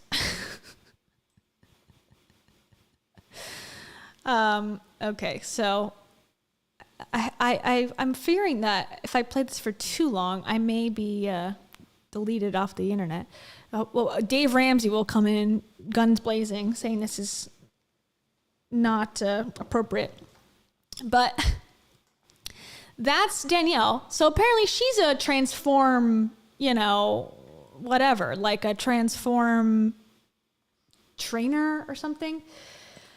And she was like the main event at the Show Up Summit in Chandler, Arizona. And she did like 3 different events. She did like yoga outside. She did something else too, like breath work. She did a speech. So that was like the main celebrity at that event that happened in April. Okay, so that was sort of surprising, I guess. Okay, then I go to our trainers, right? Okay, Chris Powell, obviously we know him. And then also this part too. Okay, at home, so the different tracks that they have, at home, classic gym, or cross training. So I don't know about cross training, but at home and classic gym, that is what Heidi's offering, is an at home version. Like do these like, hold your water jugs, hold your soup cans, which is fine. I have nothing against that. But like, do a push-up on your couch. Okay. And then they have the gym track, and then they have the booty track, and then they have like body weight basics or whatever. But it seems like she just stole everything or stole the idea. Like, okay, she's going to take Rachel Hollis's work and her ex-husband Chris Powell's work and make her own thing, fuse it together, and add Dave to it for some reason. But here she is again, Emily and Danielle. Okay. Oh, I thought there was other ones. There's some other, coaching maybe. There's some other familiar faces. So Heidi basically, okay, Chris Doxy, he was just on a live with Rachel, or not Rachel, God, Kayla, stop. With Heidi and Dave yesterday. That was on her her page. And even, actually, let me go back down. And this is the one that I was like, wait a minute. Okay, this person, who was a challenger at one point, she is like in a before and after photo. That's the same person, right? This person, Brandy? That's her. Oh, wait, this is Raylan. Are they twins? My God. Okay, wait. I swear to God, I thought that was the same person. Okay, never mind. But they look like twins. I was convinced. Should have checked before. Okay, never mind. Forget that. Erase that all from your memory. That is not true. But Chris Doxy, I don't know who these two people are, Rebecca, but Chris is the one that does like nutrition coaching, and he was at Show Up Summit and also does the stuff on the lives. So, and this seems to be cheaper. I don't know how much it is, but it seems to be, if the app is only like, $70 or whatever for 6 months, I don't think it's going to be, $5,000 to do coaching, but it might be. I don't know. I'm not sure. But that's the Transform app. So basically, that Heidi's trying to steal. Well, I shouldn't say steal. Heidi seems to be like trying to, do what Chris did or do what she had with Chris, because she was a partner of the Transform app. And now she's just trying to do her own version of it for mostly women. But she also has a men's version too. So it's like, okay, it really, truly is like the same thing. But yeah, so here's Heidi's YouTube. And I'll show you the Doxy guy is like the most recent video. Yeah, there he is. So if you want a cheaper experience with all the same people, just do Transform. Anyways, okay. We also should probably watch this one too. Oh yeah, here's Dave. You haven't seen this. Dave is in a shirt.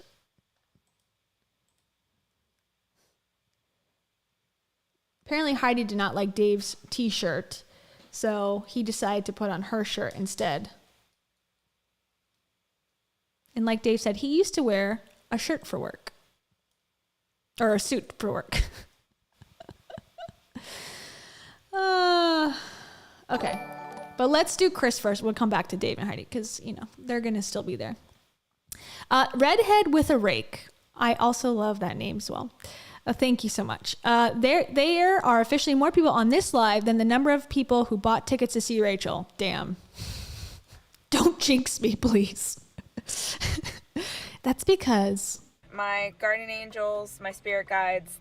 they guided me directly to this live stream setup and said, just talk about Rachel Hollis and Heidi Powell and Dave Hollis and you too shall succeed.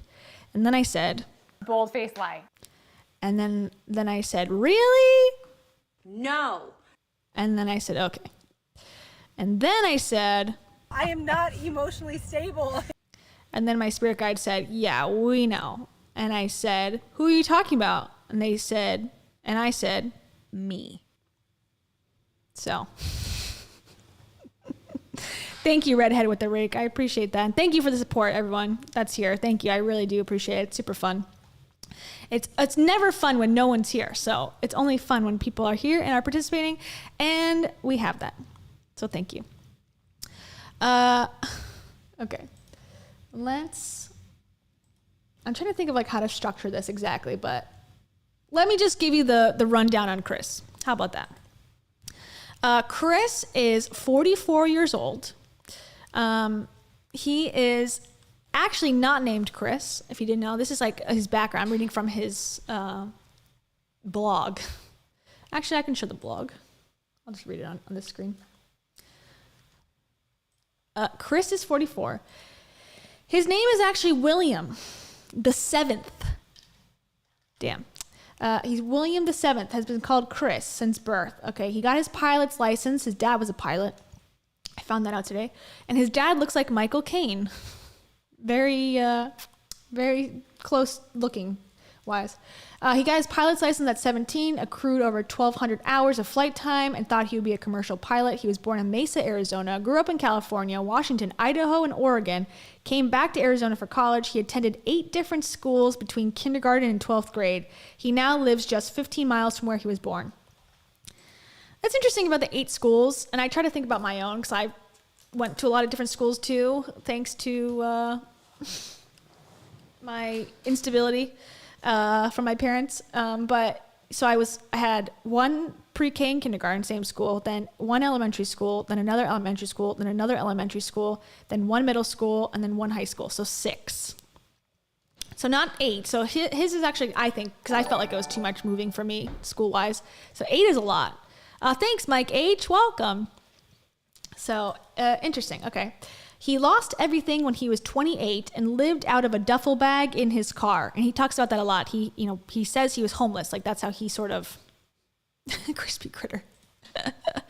Yeah. Oh damn. 16 schools? That's crazy. Yikes. So he talks about that a lot. His experience living out of his car and couch surfing and being homeless. He was once bit by a rabid dog in Peru. And he has pictures of him getting a shot in the butt. I saw that today. He was on the reality show, TV show, For Love or Money. Now, I watched some videos, and I will definitely be copyright striked if I play anything. And I couldn't find anything of him in it, except that there's a picture. I'll show you the picture. It's like very blurry because it's like from like 2005. But he was on one of those reality shows where it's like, the premise of it was so the guy was it was like Bachelor style. So the guy was looking for love, and he had they did a girl and a guy back and forth, I think. Wait, am I looking at the wrong show? Am I like mixing things? I don't know. One of the shows that he was talking about that I looked up, it was like the guy doesn't know that the women, if they win the show, they win $1 million, but they can't be with the guy. And so they'd have to choose at the end. So if he chooses the last girl, then they would choose at the end, like, okay, I'm going to take the money or I'm going to take the love. And he was like on the woman version of that, I believe. Now, where is it? I screenshotted it for sure. Okay, here it is. Oh, so weird. The things you find. Okay, so here's Chris. He's right there. Oh, you can't see because I don't have my cursor on. Chris is, I'm going to put my face on him, and then I'll move it away. This is Chris, okay? So he was on this show. He did not win, but he was in the top 5, he said. And it was 20 years ago. So, yeah. That's something that Chris experienced. I don't know. I sort of like those little, like, wacky things. Like, oh, I never knew, and now I know. So there you go. That's what Chris did 20 years ago. Okay. Where did I put my thing now? I've lost my Chris blog. Oh no. Hold on. I'm back. Oh wait, here it is. Okay.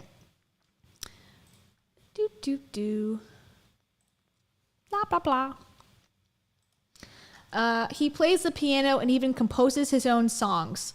He can't eat soy. His mom and dad always called him Crispy Critter growing up. He has Hashimoto's thyroiditis. He has 4 tattoos. Okay, so I went through the tattoos. This one, you can barely see it, but it's a sun. And he said he got it because it's like a yellow one, and it was only for him so he could look at it, but it was like a symbol from a yoga studio he used to go to. The other wrist one is past, present, future. The big circle is present, so it's like to stay focused.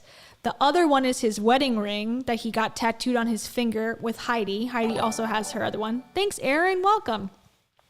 And then the other one is sort of cringe. I don't know. I shouldn't say cringe. It's not cringe because I think he really genuinely like believes it and has the message. But he got like this big tattoo while he was homeless, and it's like 1, 100, 1,000, 100,000, 1 million in Roman numerals down his side. And he's going to mark it off every time he positively affects that many people. So like, one person I helped, 10 people I helped, 100 people I helped, 1,000, 100,000, whatever, up until 1 million. And he did that when he was homeless to try to like get himself motivated to help other people. And that really does seem to be his goal and his message in life, is that it's not about money, it's not about fame, it's about, helping people. And I tend to believe that to a point. I think, when people say that, I'm like, okay, do you have to be on TV to do that? Can't you do that without making a ton of money? But then again, he has started a nonprofit. He does seem to do a lot of like nonprofit work, and he is open about sort of, addictions in the past. And we're going to watch a video where he talks about that. And so, I think he is helping people in a positive way. So I can't really, I think it's kind of like, okay, sort of weird. If like a guy I was, going to date or something like had that, I'd be like, all right. But then if like over time it seems genuine, I'd be like, all right, I'm into it. His favorite movies are Gladiator, Top Gun, and Braveheart. He enjoys Brazilian Jiu-Jitsu and as a 14-year-old got a black belt in Hakoru Jiu-Jitsu, which is apparently Japanese. A date ditched him for Nick Carter of the Backstreet Boys. Apparently, I read about his experience there. He was on a date with this girl, and they were at a bar, and the Backstreet Boys came in after performing to this bar, and he was like on a date with this girl, and she ends up talking to Nick Carter like randomly, and she's like, don't hate me, but I'm gonna go back with him to his hotel room. Sort of funny story, kind of interesting. He loves sardines. He rode a skateboard in college. He once worked as a lawn aerator. He has flown in a FA-18 Hornet with the Blue Angels. When I was in journalism, they asked me to do that, and I said yes, and then I freaked out because I don't even really like going on planes at all. And they wanted me to get like a whole physical done, and I was like, I can't do it, I'm sorry. So I backed out. So I never got my chance to do it. Oh well. He plays the guitar and has done so on stage in Nashville. He was once a lumber mill worker pulling green chain. His first weight loss client lost over 400 pounds in a 2-year period. He has competed as a bodybuilder and even got his IFBB Pro card, which apparently Heidi did too. So she said she got a pro card, I guess. He used to do CrossFit competitively. He once worked as a dog food rep at PetSmart. He used to bartend at various MLB spring training events around Scottsdale, Arizona. Thanks, Susan. Welcome. He wore heels and did a heel run on national TV. Okay. His living room rug is a gymnastics mat. Now, I've seen that on his Instagram. He has like gymnastics going on in his house, like on a daily basis.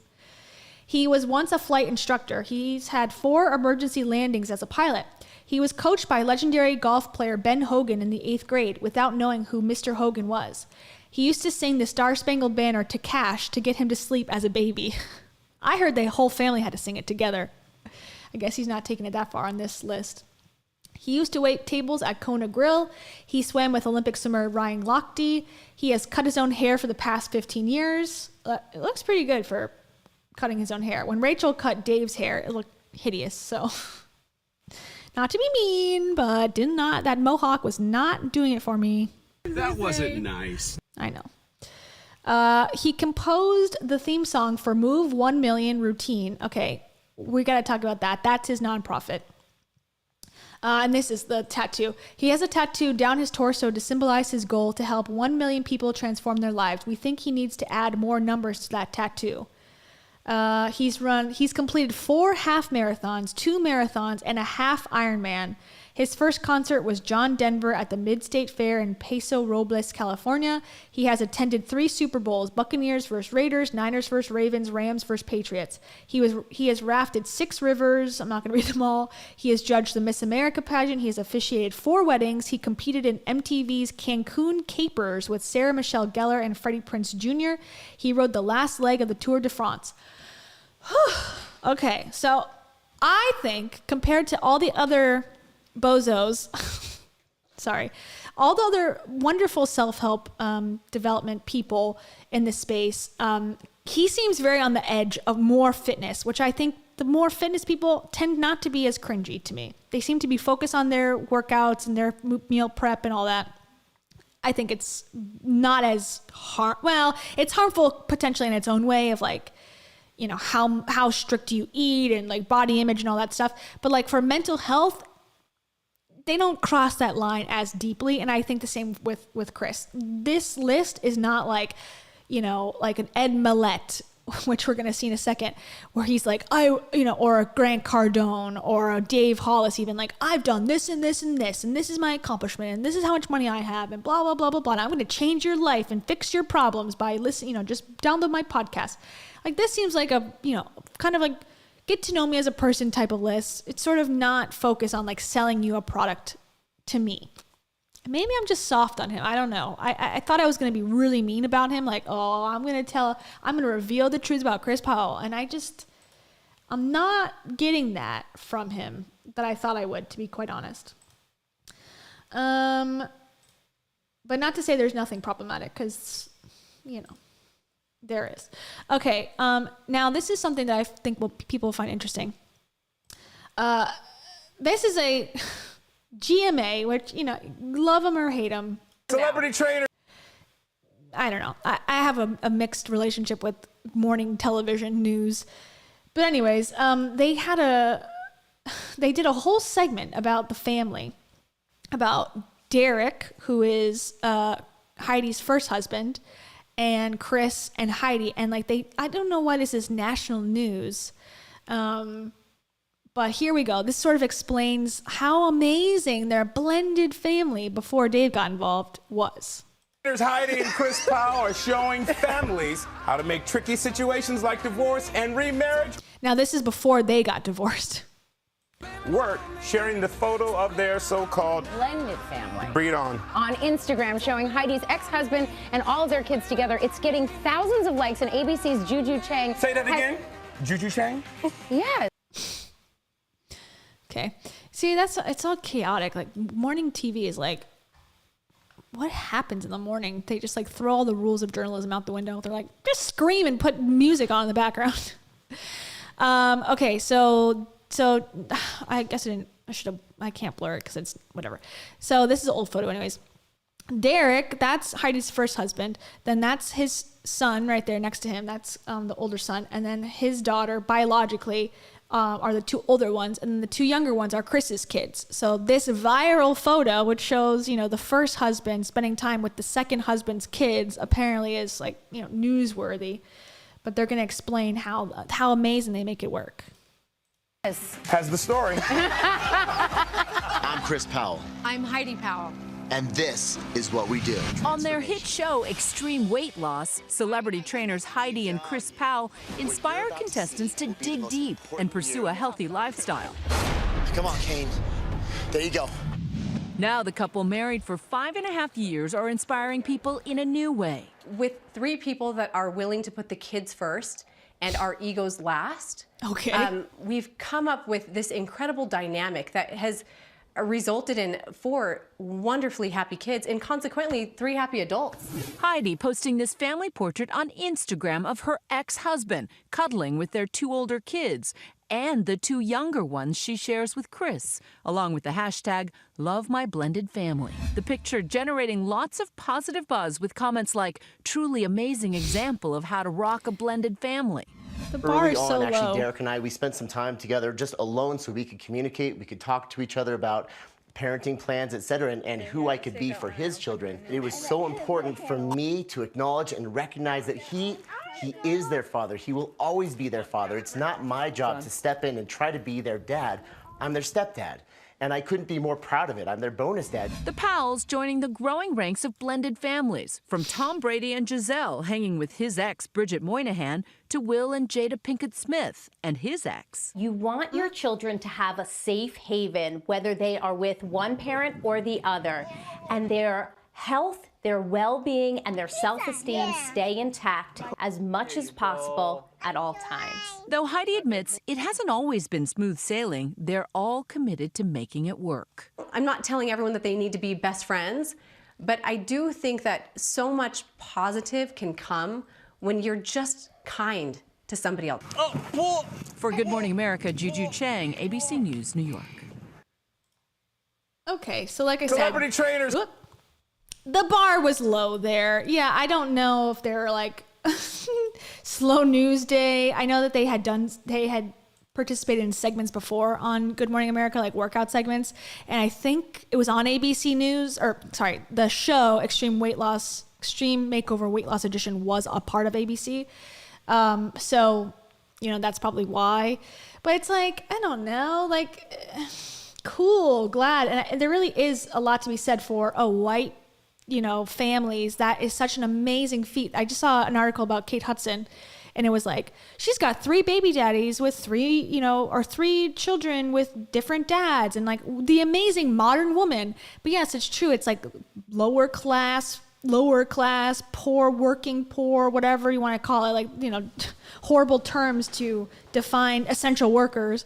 From a person who's not making as much money or income, it's like, oh, messy, multiple baby daddies. How dare they? There's, if only the nuclear family were to return, like things would be better. But if it's a rich person, oh, it's amazing. It's such a blended family.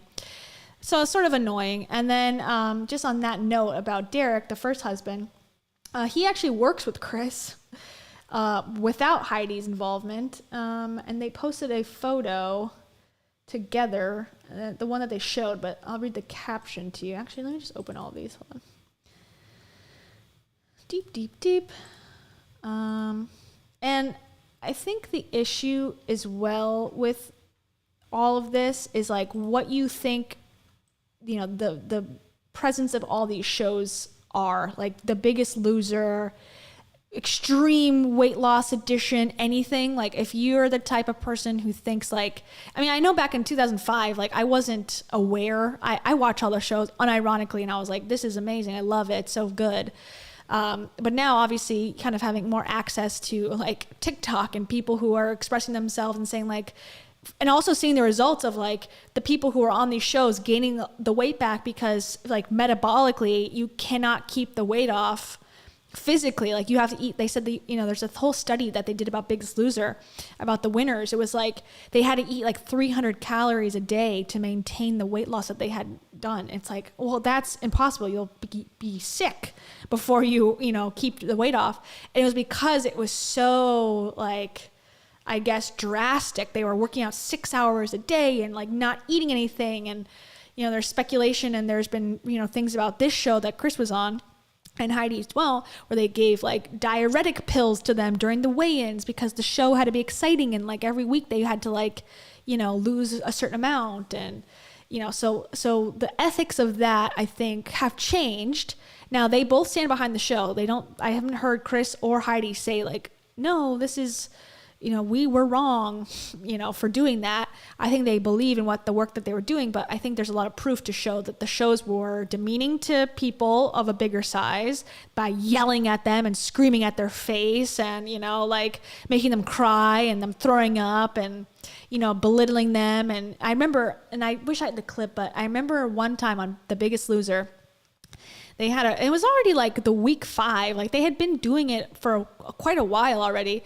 And they had a challenge where it was like, they just had to sit in a room with like all this food, like hot dogs and like cupcakes and stuff. And they were like, if you could sit in this room for 2 hours without eating anything, you get, points or you'll win. And it was like, do they think these people are animals? Like that they can't control themselves at all? That they're going to look at a bowl of nachos and go like, or a plate of nachos and go, oh my God, I can't, I have to eat it, and just shove it down their throat. Like none of them ate it. And it was like, what a pointless challenge. But that's sort of like a bigger question about all this stuff. Like, why do we do this? Why do we celebrate this in the United States? Like the extremeness, entertainment, TLC, like that's not really Chris's fault or Heidi's fault or any of them. But it's interesting to talk about. And sort of unrelated to this Instagram that I pulled up. So this is Chris's post. He says, Here's a pretty wild story for you. This is my buddy Derek. We were born in the same hospital in Mesa, Arizona in 1978, 1 week apart. My father's name is William Grant. His father's name is William Grant Solomon. My father's name is William Grant Powell. We both married the same girl, not at the same time. That would be some really Jerry Springer shit. But he got firsties. I'm not sure about that line, if I would have posted that, but okay. I got to be the stepdad of his 2 amazing kids for 10 years, and he got to be the stepdad of my 2 kids during that time. And he put stepdad in quotes. Like me, he has been through his fair share of struggles in life and has become such a compassionate and understanding human through his personal growth. We did not have a friendship at first, just a mutual respect for each other, but over the years, he has become one of my best friends. Our families are forever intertwined, and I'm blessed that my kids can have such a great example to look up to. Now, we are teammates at Transform and working side by side every day. Life is good when you've got good people around you. Thank you, Mai. Okay, let me read mine. Mai says, James Welsh made a video recently and talked about the show for a small bit and said that they had the contestants take diet pills. Yes, I saw that. That's the face wash guy, right? The facial, routine guy. Yeah, he had said, I just watched that video recently. Someone sent it to me. It might have been you, actually. Someone sent it to me on Instagram. And they said that some of the contestants had a lot of health conditions because of the rapid weight loss was not good for their bodies overall, and that they sort of fudged the numbers, made them gain or suggested that they gain weight before the show started so that they could take more weight off faster.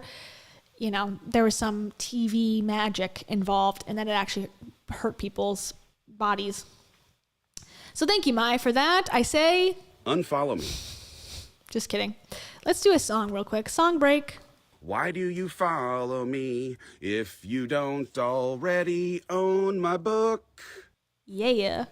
I think this is good. I think this shows, and again, this is like me, more of like a Chris Powell support stream at this point, but I think this is great. I think this is like a good, and they seem genuine. I don't know how much Dave is genuinely happy with Chris or whatever. Like, I don't know the dynamic or whatever.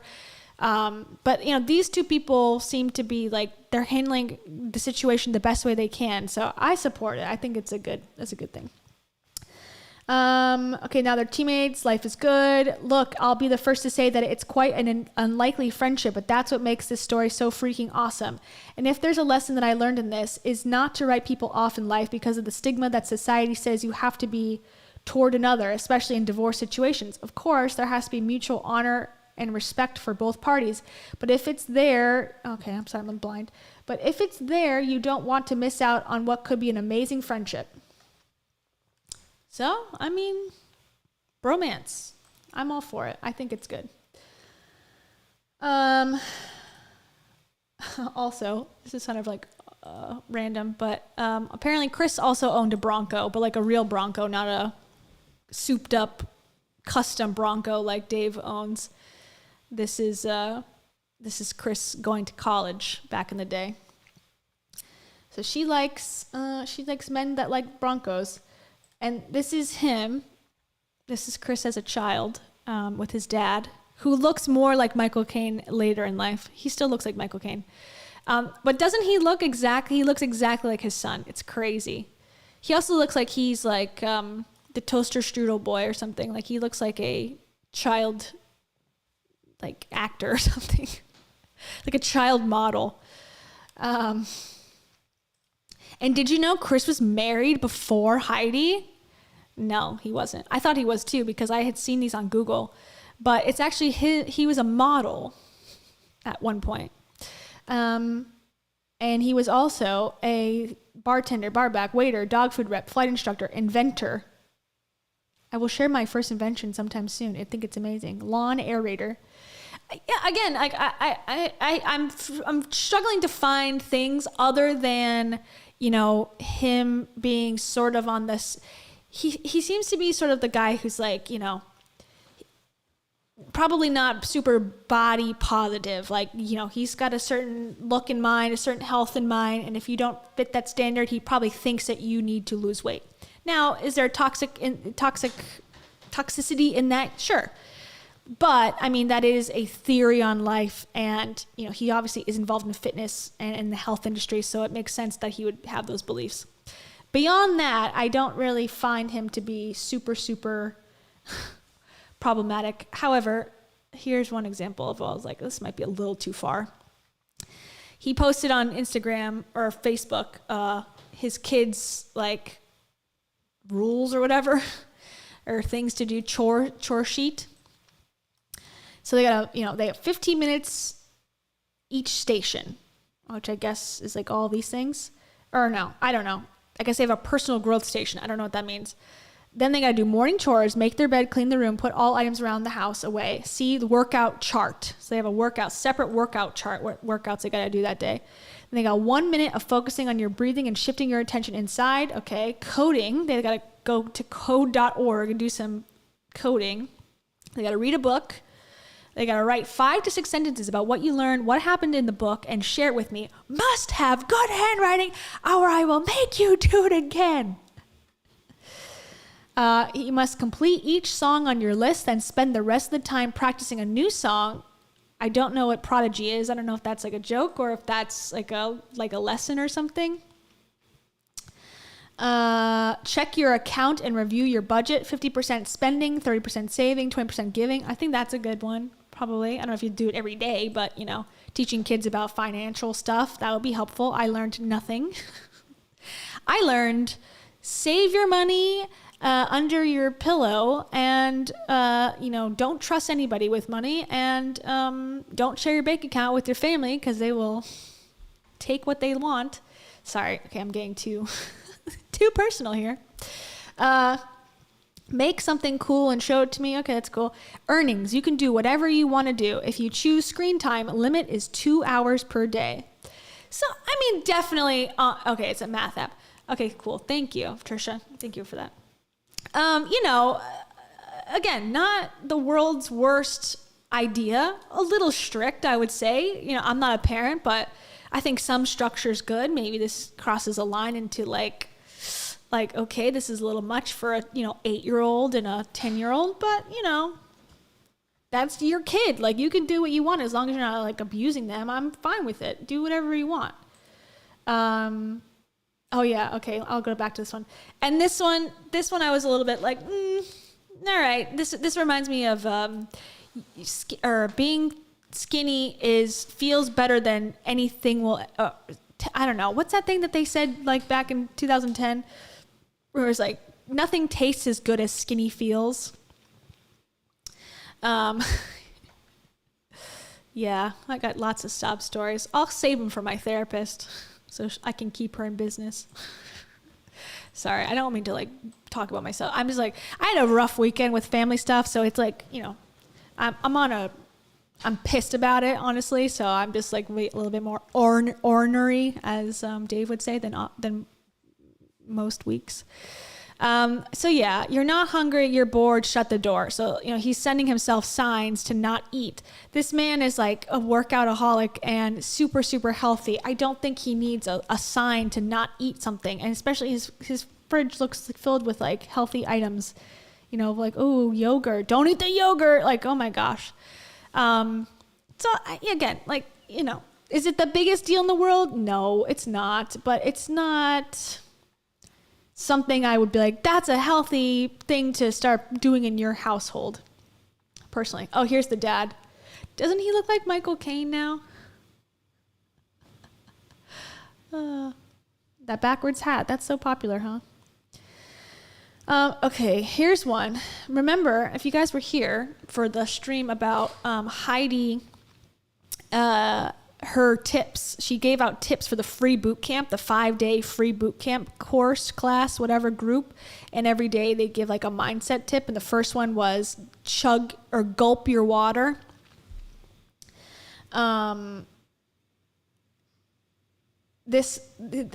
also Foundation 5. This is basically like Rachel Hollis's 5 to Thrive. Now this was posted in 2021, so I don't know who came up with it first. I guess Rachel wouldn't would be first. But you know, so it's very similar. And this is like, I guess like this is just, there's not that many tips that any one person can give that are that unique. But okay, drink half your body weight of water in ounces daily. Okay, we got it. Eat protein. Okay, got it. Deliberately move your body for 5 minutes a day. Okay, got it. Thank you, Susan. Welcome. And, you know, these are more sticking to the food stuff. You know, Rachel's was like gratitude. But, you know, that was one. And then there was one other one too, where it was like the gulp rule. Oh, here it is. Hydration check. This is posted August 17th. So not that long ago. And around the same time that Heidi did her boot camp. And it says, try my 10 gulp rule. Try my 10 gulp rule. Every time the bottle touches your lips, take 10 gulps before putting it down. You'll be blown away at how much water you can drink this way. So he says it's his tip. The book also said it was his tip, his book with Heidi. That's another thing that is sort of semi-interesting. Now, Heidi says on Instagram that she's a New York Times bestselling author. And I had heard on Reddit that may not be true. And I feel like I've come to the conclusion that it is more not true than true.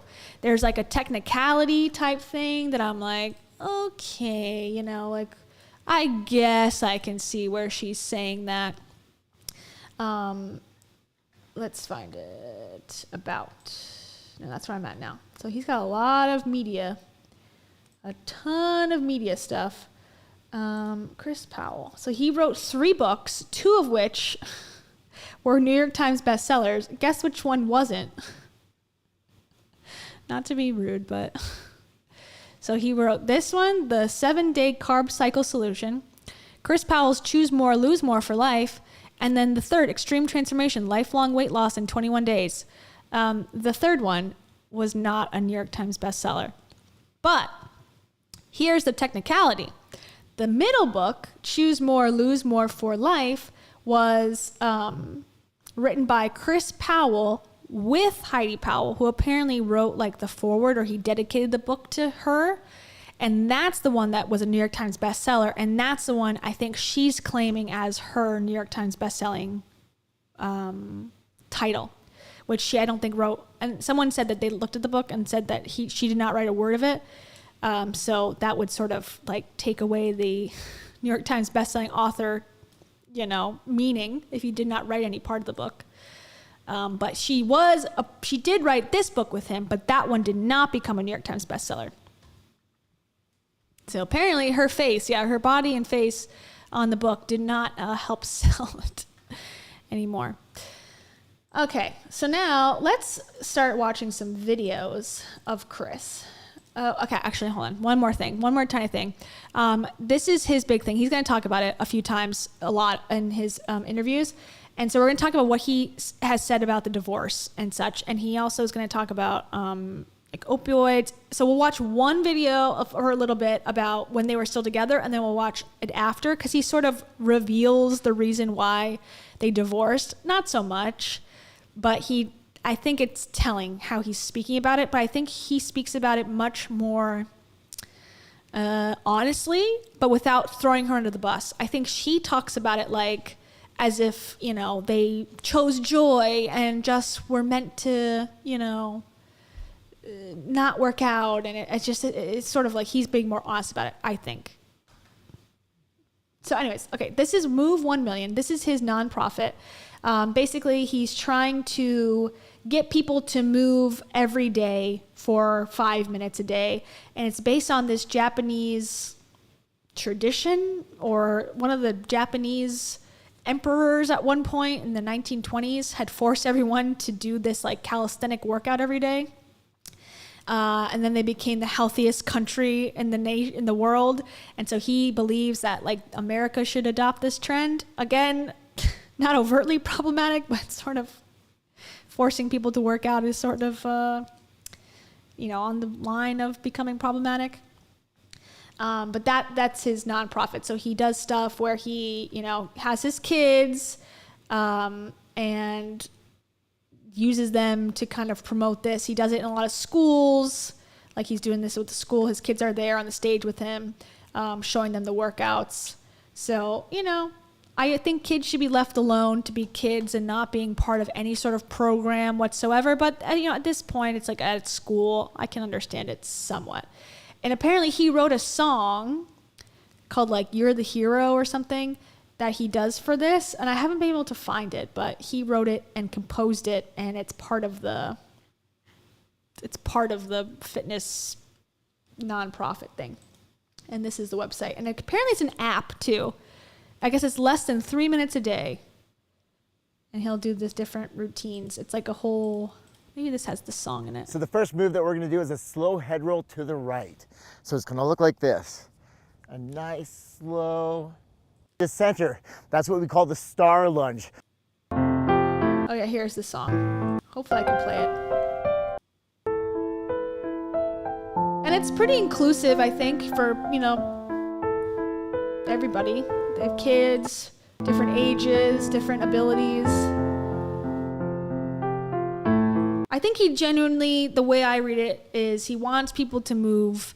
Now, whether that's his decision to try to, you know, get everyone in the world to move, you know, I don't know. That's sort of a weird thing to try to put onto people, but I get it. I sort of understand where he's coming from. Okay, my favorite. Ed Millett. Love him. Just kidding.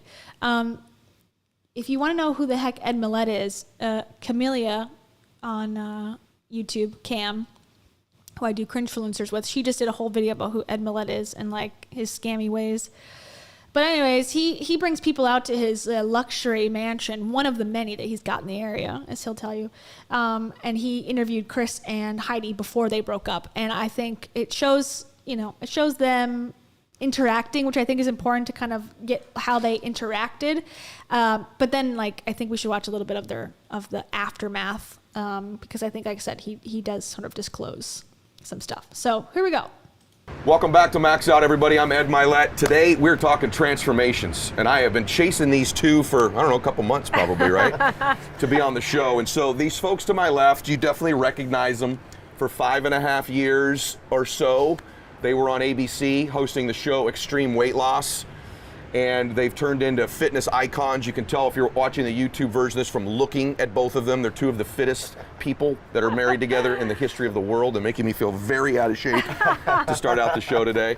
But I'm honored to have you guys here because they're experts on transformation. So we're going to talk about that topic today throughout, not just in your body, but in your life. So if you're interested in making a transformation, we're going to talk about the tools and skills and resources to do that with two experts today. So I have Chris and Heidi Powell with me here today. Thanks for being here, guys. Thank you for having us. Ed Millett got, you know, his money sketchily, but it started off in an MLM. So, okay, just that's the only background you really need.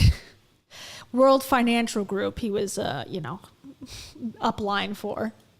I was actually going to say. Thank you so much.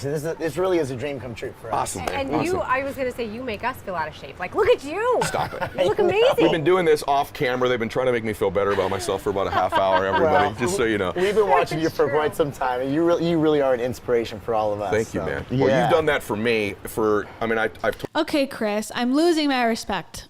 Don't compliment Ed Millett, the MLM king, who has a YouTube channel. Come on. told you this too, and that's why I pursued you guys, because I think, you know, a lot of people talk about being able to change their life, but you've proven it. Like, there's data to prove that the two of you know how to not only change your own lives, which we'll talk about today, but you've changed just so many people's lives, both emotionally, physically, financially in some cases. And so I want to talk about all that today. I know that's what everyone's dying for me to cover with you guys. So but I want to start with the two of you, because I think you're both so interesting. So if we could just go back, like, tell them, because I think it's a testimony of transformation. Everything in your life happens for you and not to you, is what I teach people, right? That's what I teach people, that Tony Robbins taught me, that I taught to Rachel Hollis, that Rachel Hollis taught to Heidi Powell. It's like, oh my God, can we get a new phrase? Life doesn't happen for you, it happens through you, as Savvy would say. It's like the most, like, overused quote ever. Like, can we please move on? And kind of that, you guys sort of embody that, even like how you met. Yeah. So one of you tell me about how you guys met. Oh my gosh. Well, you know, I go back, if you rewind about 15 years, you know, after getting a degree in exercise science, and I was training for quite some time, I ended up landing a gig as the Good Morning Arizona, the fitness guy. Okay. And after about 5 months of doing that, we had more and more people that were 400, 500, 600 pounds writing in asking for help. Wow. And you know, at the time, this is like early 2000s, so you don't see that a lot. You know, and NBC was working on a show called The Biggest Loser at the time, so that was the first that you really start to kind of highlight the morbidly obese and the super obese. And so I ended up, there was a gentleman who was like 635 pounds at the time. How big? 635 pounds. Yes, the guy that started it all. And this will lead to actually how we met. There's a little bit of a backstory. I hope you don't mind here. She's much more calm in letting him speak than she is with Dave. Like Dave would have said a word and she'd be like, ah, and like cut him off immediately. So she has changed over time. No, I want to. You're like, where is he going with this? I'm watching your face, Heidi. Yeah, I know, right? So, and he reached out to me, and I was just doing a gig on the morning news at the time because I was just passionate about fitness and so excited about this stuff. And apparently, now I don't know this 100%, so this could be all fake, so don't hold me to this, but I believe that Heidi's mom was dating, I think they're broken up now, but for a while was dating the anchor of the Arizona TV show in the morning. So it's like all like a small circle. Like he was the fitness guy, and then Heidi got onto the show too, and then I don't know which one came first, if Heidi's mom was dating him first or second, I don't know, but apparently that's part of this story as well. And I had no idea how I could possibly help him, but I just couldn't stop thinking about it. And he wrote me this huge long letter just asking for help, saying that, you know, we were the same age. His doctor just left his house. He was stuck in his basement for 2 years, and the doctor said he wouldn't live to see 30. Yeah, that's Dave right there in that boat. Taking himself off the harbor of whatever, fragility. I couldn't stop thinking about it. So I ended up, a week later, I emailed him, asked him for his address, said, I want to come meet you. And I showed up at his door. I knew he was going to be there because he hadn't left in 2 years. Wow.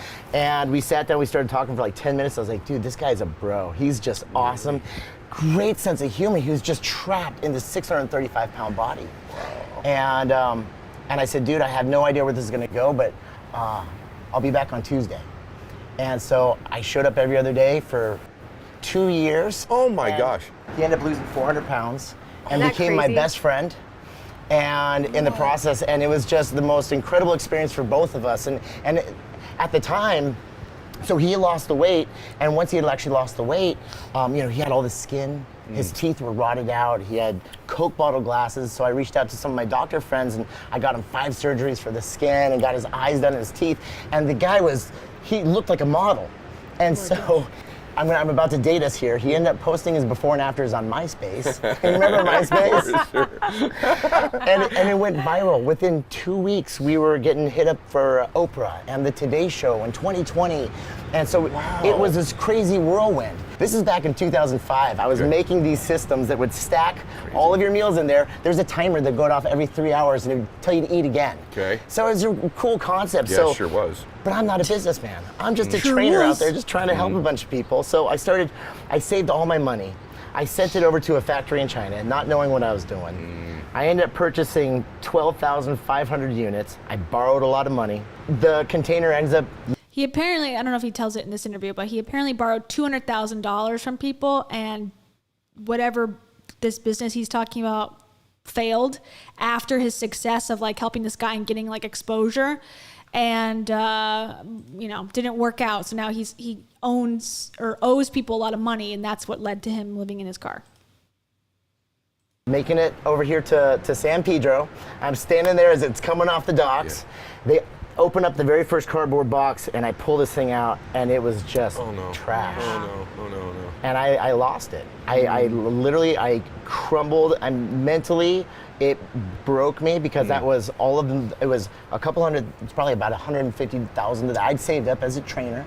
Another $200,000 that I'd borrowed from other people, and I was sitting on a massive container of product that I couldn't sell. It wasn't even what I ordered. And so I broke, and at the same time, I was still training hard. I ended up herniating a disc in my back, my L5S1, and this is back in '06. So a lot of the doctors back in that day, they're like, here, take this. It's going to make you feel better. You can function on this. It's called Vicodin. The Vicodin, while it helped kill the pain in my back, it also helped kill the pain of my financial downslide. And pretty soon when my back, as far as the pain goes, it was totally managed, but I still felt the financial pain and the emotional pain of losing everything. And ego though, and I'm just gonna speak totally transparently here, like, but all my friends, like I was the guy that made it. I was on the morning news, and I was helping all these people, and I was the guy. And I was too prideful to let them know that I was hurting, that I was hooked on Vicodin, that I had lost everything, because I had to be that guy for I was like, dude, it's Chris Powell. He's always got a smile on his face. He's always so happy. He's always got, and I would go home, and I was in such a deep depression.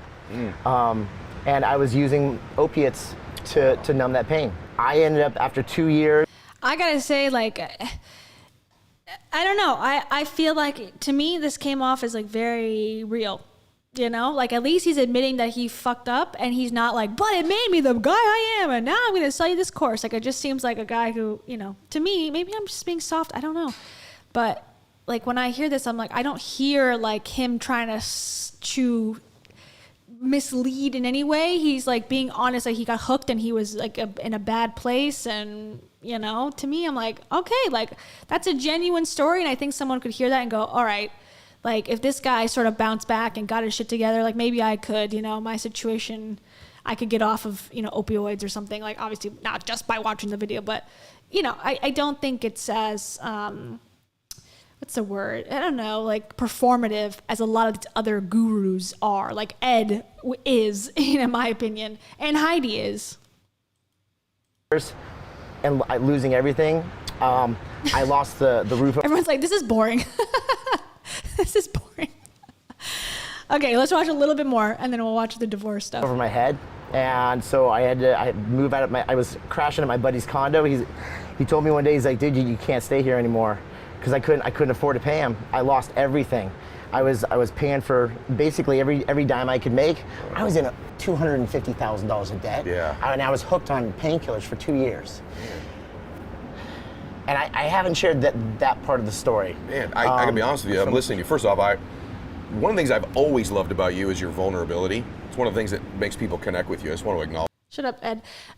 Basically, okay, since everyone's bored, basically, this connects because, unfortunately, I think he starts to figure out, okay, I need to figure out my life. He goes to Landmark, which is something that we need to discuss at some point, and I need to do more research in. And people have reached out to me and have been a part of Landmark, and I need to like do interviews with them to make it more like a bigger story. But it's a self-help thing, and it's culty from what I've heard, or it can be culty, and that's what Heidi went to, and that's where Chris went. That's how they met, and they, you know, fell in love because they both were into fitness stuff. So let's just skip ahead, let's hear Heidi talk just for a little bit, and then we'll go to the divorce stuff. The idea behind it is I'm loving this. You have to keep yourself winning. You have to keep momentum. People winning. Yeah. Winning. The next thing, it's like once you know you can win at something, when you make one small commitment, and for some of our people, believe it or not, it's as simple as brushing your teeth every day. Like, what is one thing you can do every single day that you know without a shadow of a doubt you can do forever and ever and ever? Do that. Gosh, you check it off the list and you win, and you create something called integrity momentum. That's one of the words the phrases that we use quite often. And once you build that integrity momentum and you master your first power promise, again, say it's just brushing your teeth every day for 2 weeks. It seems so small, and it is so. I don't know what she's talking about, but she sounds so much more coherent and better and calmer and more likable, personally, back then. And maybe it's because Chris was the one that was helping her, you know, which is how, she attributes, now this is an important part of the story too. She attributes her eating disorder being solved and being overcome by Chris teaching her how to eat more and how to work out to get a booty. Okay. So that's what she says, solved her eating disorder, which I sort of have major red flags because, okay, now they're divorced. How does that work? He's not there anymore to, help you through it. So, I don't know. I don't want to get too deeply into that. I always say that, like, when I start talking about the eating disorder stuff, because I'm just like, it's not my business. I'm not an expert, but to me, it just seems like, she may not be over it. Okay. So this one is another guy that looks familiar to us on this channel and to the Heidi Powell universe, because he went to Show Up Summit. He's supposed to be a part of the mastermind that's coming up with Mel Robbins and Dave. He was one of the speakers, and he's the fit to fat guy, Drew Manning. And so him and Chris are good friends, and I guess Heidi and him are friends. So this is after the divorce. This is just October 4th, 2021. So this is sort of the aftermath. They've already announced it, but they've been basically broken up for like 2 years at this point. Even though it sucks, like going through a divorce, like talk to us about, what you went through, maybe some dark moments and how you overcame that. Because I've been very public about how I've overcome mine. I'm very curious if you're open to being transparent. I don't like the term overcome my divorce either. It's like, what do you, okay, you won. Like, I feel like Rachel does this a lot. She's like, I've improved my life so much since my divorce. I've overcome it. It's completely over. It's like, it's not really over, is it? Like, you can say it is, but I think that's a lifelong thing. Maybe I'm wrong. I've never been divorced what you've or been married. going through and how you've overcome these dark times. Oh gosh. Yeah, absolutely. So first of all, I do want to say thank you, because for everyone listening, it was actually Drew was one of my confidants going through the process. And so, and obviously, this, my friend, because you were that shoulder for me to lean on as I was really struggling with the decision to stay together or to divorce and go our own separate ways. And I guess I'll preface the whole thing with saying, I am much happier now, but the process of actually coming to the conclusion, like of finally deciding upon a divorce was just wickedly painful. Obviously, personally, because it's I don't want to say the death, but it's like the end of a family unit as we knew it. And that was the part that actually when, because Heidi and I, we started struggling back in 2015, 2016. And no one knew about it, right? Like talk Correct. about because you're a public figure. You guys are like, oh, you're the perfect couple. There's a lot of pressure, right? Yes Absolutely. Or no? Oh gosh. And yeah. I know it looks like he has contacts on, Chris, but I don't think he does. I mean, unless he's got I think regular blue eyes. So I don't know why his eyes look fake. Okay, yeah. So Drew, the guy with the sportscaster mic set, he was on a show called Fit to Fat to Fit, where he would gain the weight amount, like the pounds of his client that they had to lose. So let's say his client had to lose or wanted to lose 50 pounds. He would gain 50 pounds and then on the show lose the 50 pounds with the client.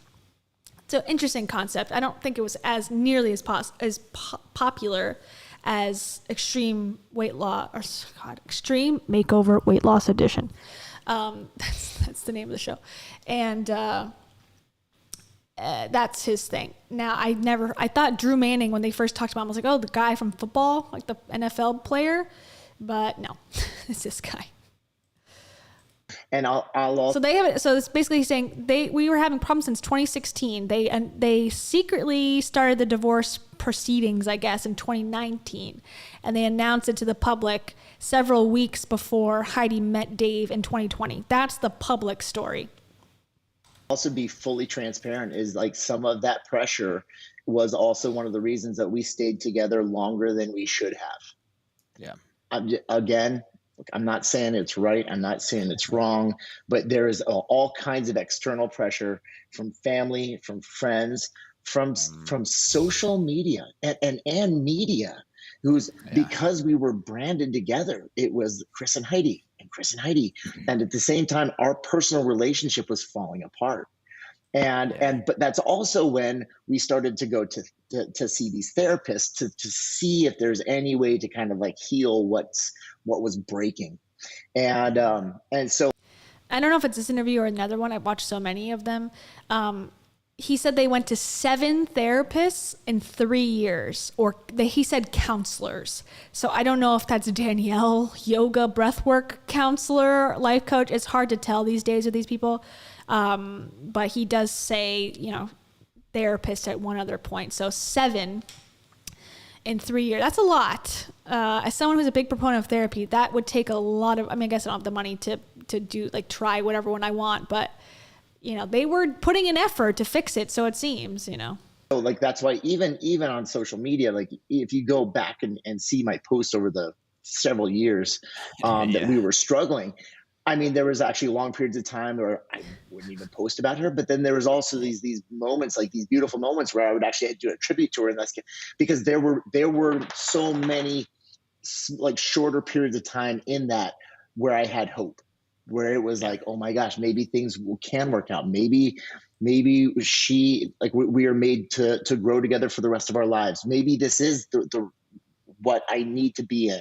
And so it was just and so it was, it wasn't woke up one day and it was it's over. It was, I'm in, I'm out, I'm in. Yeah. I can't do this anymore. Maybe I can. Wait, she's the love of my life. We're going to be together forever. No, I can't do this. I'm miserable. And it was this back and forth. Yeah. And same for her. Yeah. And I think again, this part too, I was this is relatable to me, in any breakups I've been in before, it hasn't been the one day, Rachel says, I woke up one day, Rachel talks about Dave. I woke up one day and I just felt it was time, to, I just spit it out. And I just told them the time to divorce with no explanation. And they just split and that was it. It's usually that's not the case. You don't just wake up empowered one day and go, my spirit guide told me that I'm no longer supposed to be with you. Normally it is like this, I think, where it's you hesitate, you go, well, there's good qualities. This is, mother of my kids. There's a lot of things to consider more so than just if you, and Rachel is sort of guilty of this, where she said before, if you're in an abusive relationship, just leave. Okay, as if it was that easy. Everyone would just do it. There's more complications with relationships for the most part. So simplifying it, while giving advice is stupid. So I appreciate I didn't know, I wanted to see it through. Some days I liked her, and and the business aspect is true too. It was always, in the beginning it was him. And then when she became involved, it was the two of them, the power couple, and they wanted to do all these segments on TV. How much, and I'm not saying that it's not their responsibility, but there is some responsibility on the media, on Good Morning America, for pushing these storylines without considering the ramifications of is this even true at all? The power couple is coming to show us that their blended family went viral with 100 likes.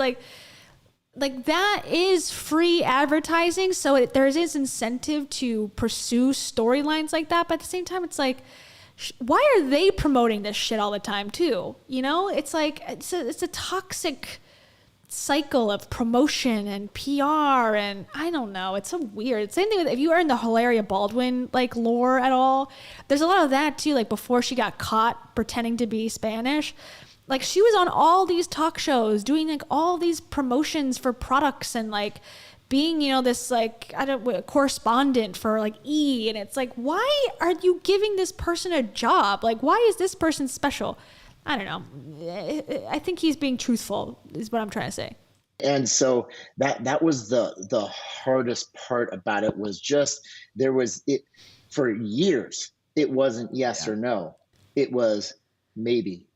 I don't know. I don't. And what do we've got these amazing children. How could we possibly take this apart? But at the same time, ultimately, after several years of that, I did make the final decision to divorce because I was becoming someone I did not like at all. I was becoming the worst version of me, and I was full of resentment, and I was full of anger, and I was becoming really dark, and I didn't even know that part of me existed, and it scared the hell out of me. And so that's when I decided that it was time for me to step away from the situation because the kids were seeing it. I mean, I walked into that house and there was just a dark cloud around me. I was not a happy person. I was a miserable person. And it was how I was feeling about myself, and I was projecting it everywhere. And poor Heidi and the kids, they got the worst of it. And that's when, and I mean, I hate to say it, but like, I couldn't let the kids just be collateral damage in this thing. I saw it, I recognized it. I said, I got to step out so that they can actually see a happier version of me. Because when Heidi and I came together, it brought out the bad part of me. It had nothing necessarily to do with her, but it brought out a bad part of me.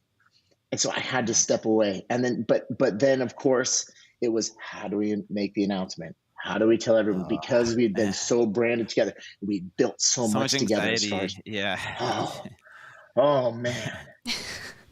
I agree. I watched this earlier and I was like, damn, like this is tea, but also, I think that's how it is. Like, but also it's real. And I think he's not like a Dave in the sense of, well, she, left me, but I'm better for it. Like I got left by Rachel, but now I'm going to write a book about how well I'm handling it. Even though reality is that he wasn't handling it at all. Like this to me sounds like someone who's sort of come to terms with it and can see that I played a role and the kids are the most important part at the end of the day, which is what I've been saying from the beginning with all this craziness with Dave and Rachel and Heidi and all of them. Like the kids are the ones who are losing in the end and they have no choice in the matter.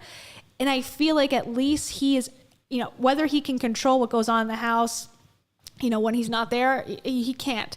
But it seems like he at least cares enough to think about it.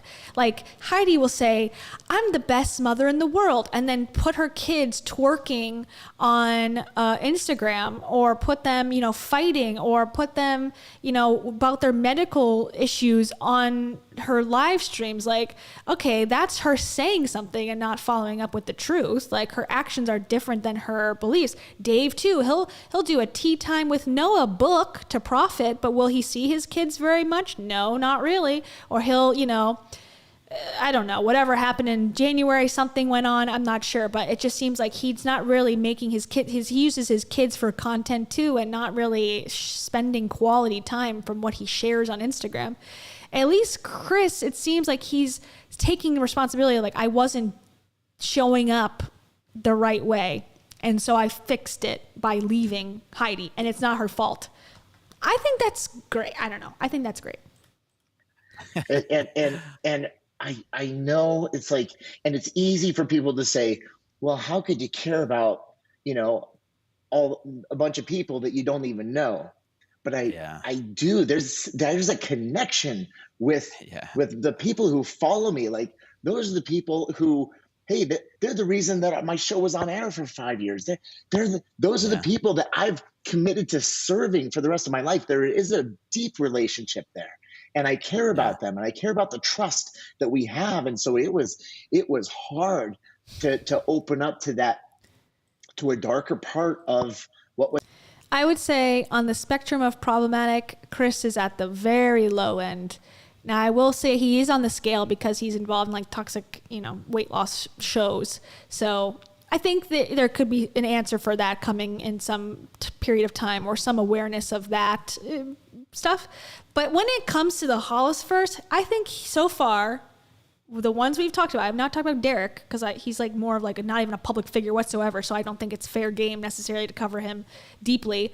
But I think he's the least problematic of all of them. And if I was to date any of them, women or men involved, Chris be the one I'd go for. Not for looks necessarily, but for at least the self-awareness aspect and the lack of, he has not come out with a memoir yet.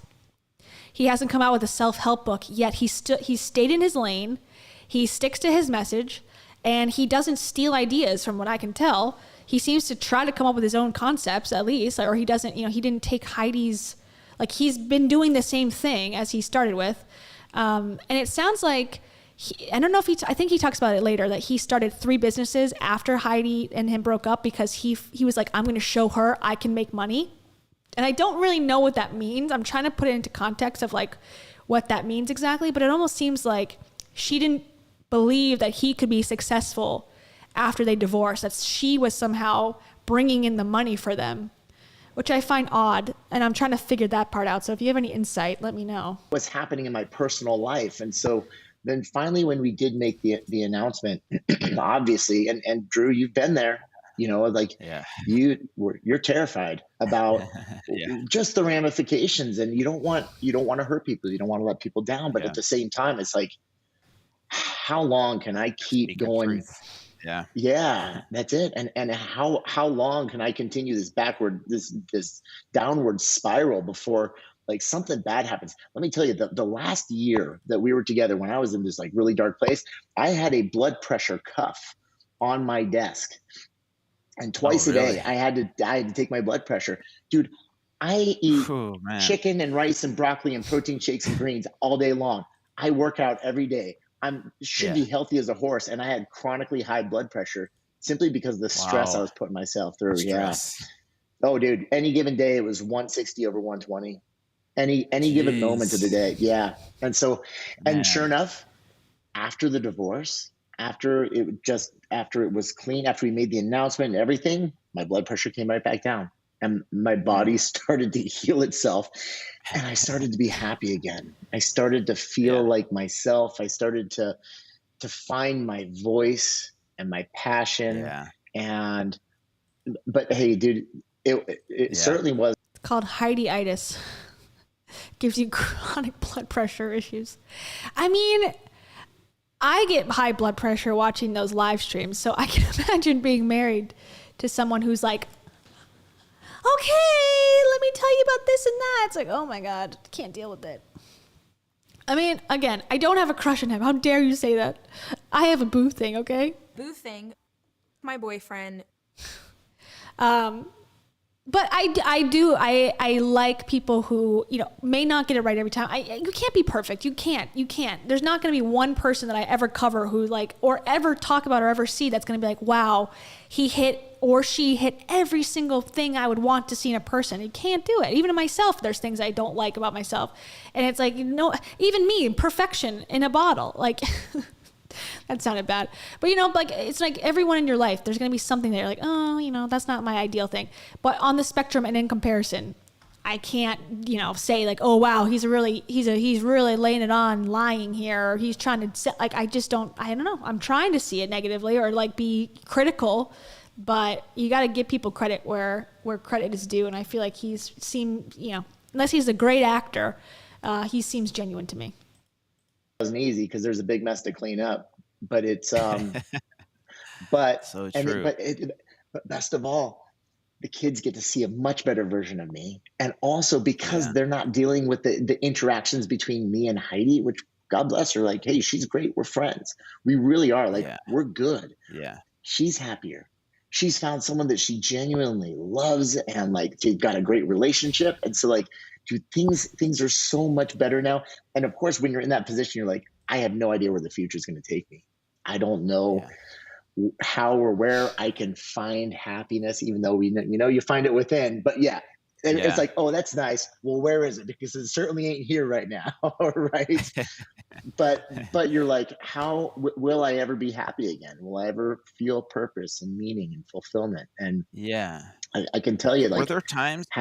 Were there times, Go ahead. Chris, sorry to interrupt, were there times where you felt like this is how it's always going to be? Like you're like, I don't see a light at the end of the tunnel. Did you ever feel that there were moments like that? Or were you like, no, I'm going to get out of this no matter what? Does that make sense? No, absolutely. I just had to think about it for a second. There were times of hopelessness. There were absolutely times that and I kind of fell back on some of the advice from my therapists who were like, you're gonna think that they told me when I was gonna, they said, you're gonna feel at moments of hopelessness where you're gonna feel like it's gonna be like this forever. I'm never gonna get out of it. And so I remember even in those moments, I was like, thank goodness I remembered them telling me that I was going to think that. And they said, but don't worry. There are like, you will get out of it. You will get through this. Like as the saying goes, this too shall pass. Yes. And it did. Here's the thing. Life looks very different now from what it did before in every aspect. But man, like things are happening now that I could have never foreseen. And I have more meaning and more fulfillment in my life now than I think I've ever had. My relationship with my kids is better than it's ever been. My relationship with Heidi is actually good now. We can be in a room together and I don't feel that resentment. And like, I can actually feel just genuine compassion for her and I can care about her like as a friend. Which is like, thank goodness, because for a while, and especially going through the actual divorce process, the separation, for anyone who's been through the divorce, especially when you're separating things, I know it can sound so superficial and trivial, but when you're actually like separating, like the possessions, things that you've built like together, things that you've collected and accrued together, man, it gets brutal. It is brutal, you know? And so, but to finally be on the other side of that. And that's what Rachel said. She used those words exactly, brutal.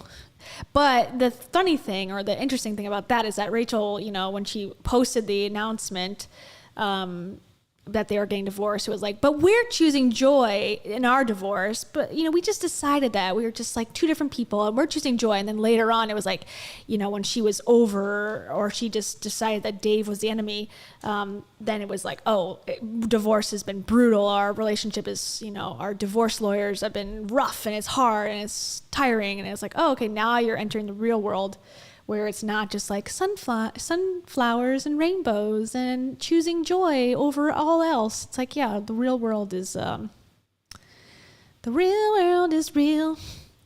I don't know if he's got a boo thing. If he does not show her or him. I'm assuming it's a her since he's married to a woman before, but yeah. So that was we don't have to listen to the whole thing because he kind of just like talks more about, you know, the divorce. There's one more that I want to show quickly of him talking to another person about the divorce. And I thought it was a good conversation too. It's a little bit less, with a Heidi lookalike. So maybe that's why he opened up to her more. He opened up to Drew too, but it was a decent conversation.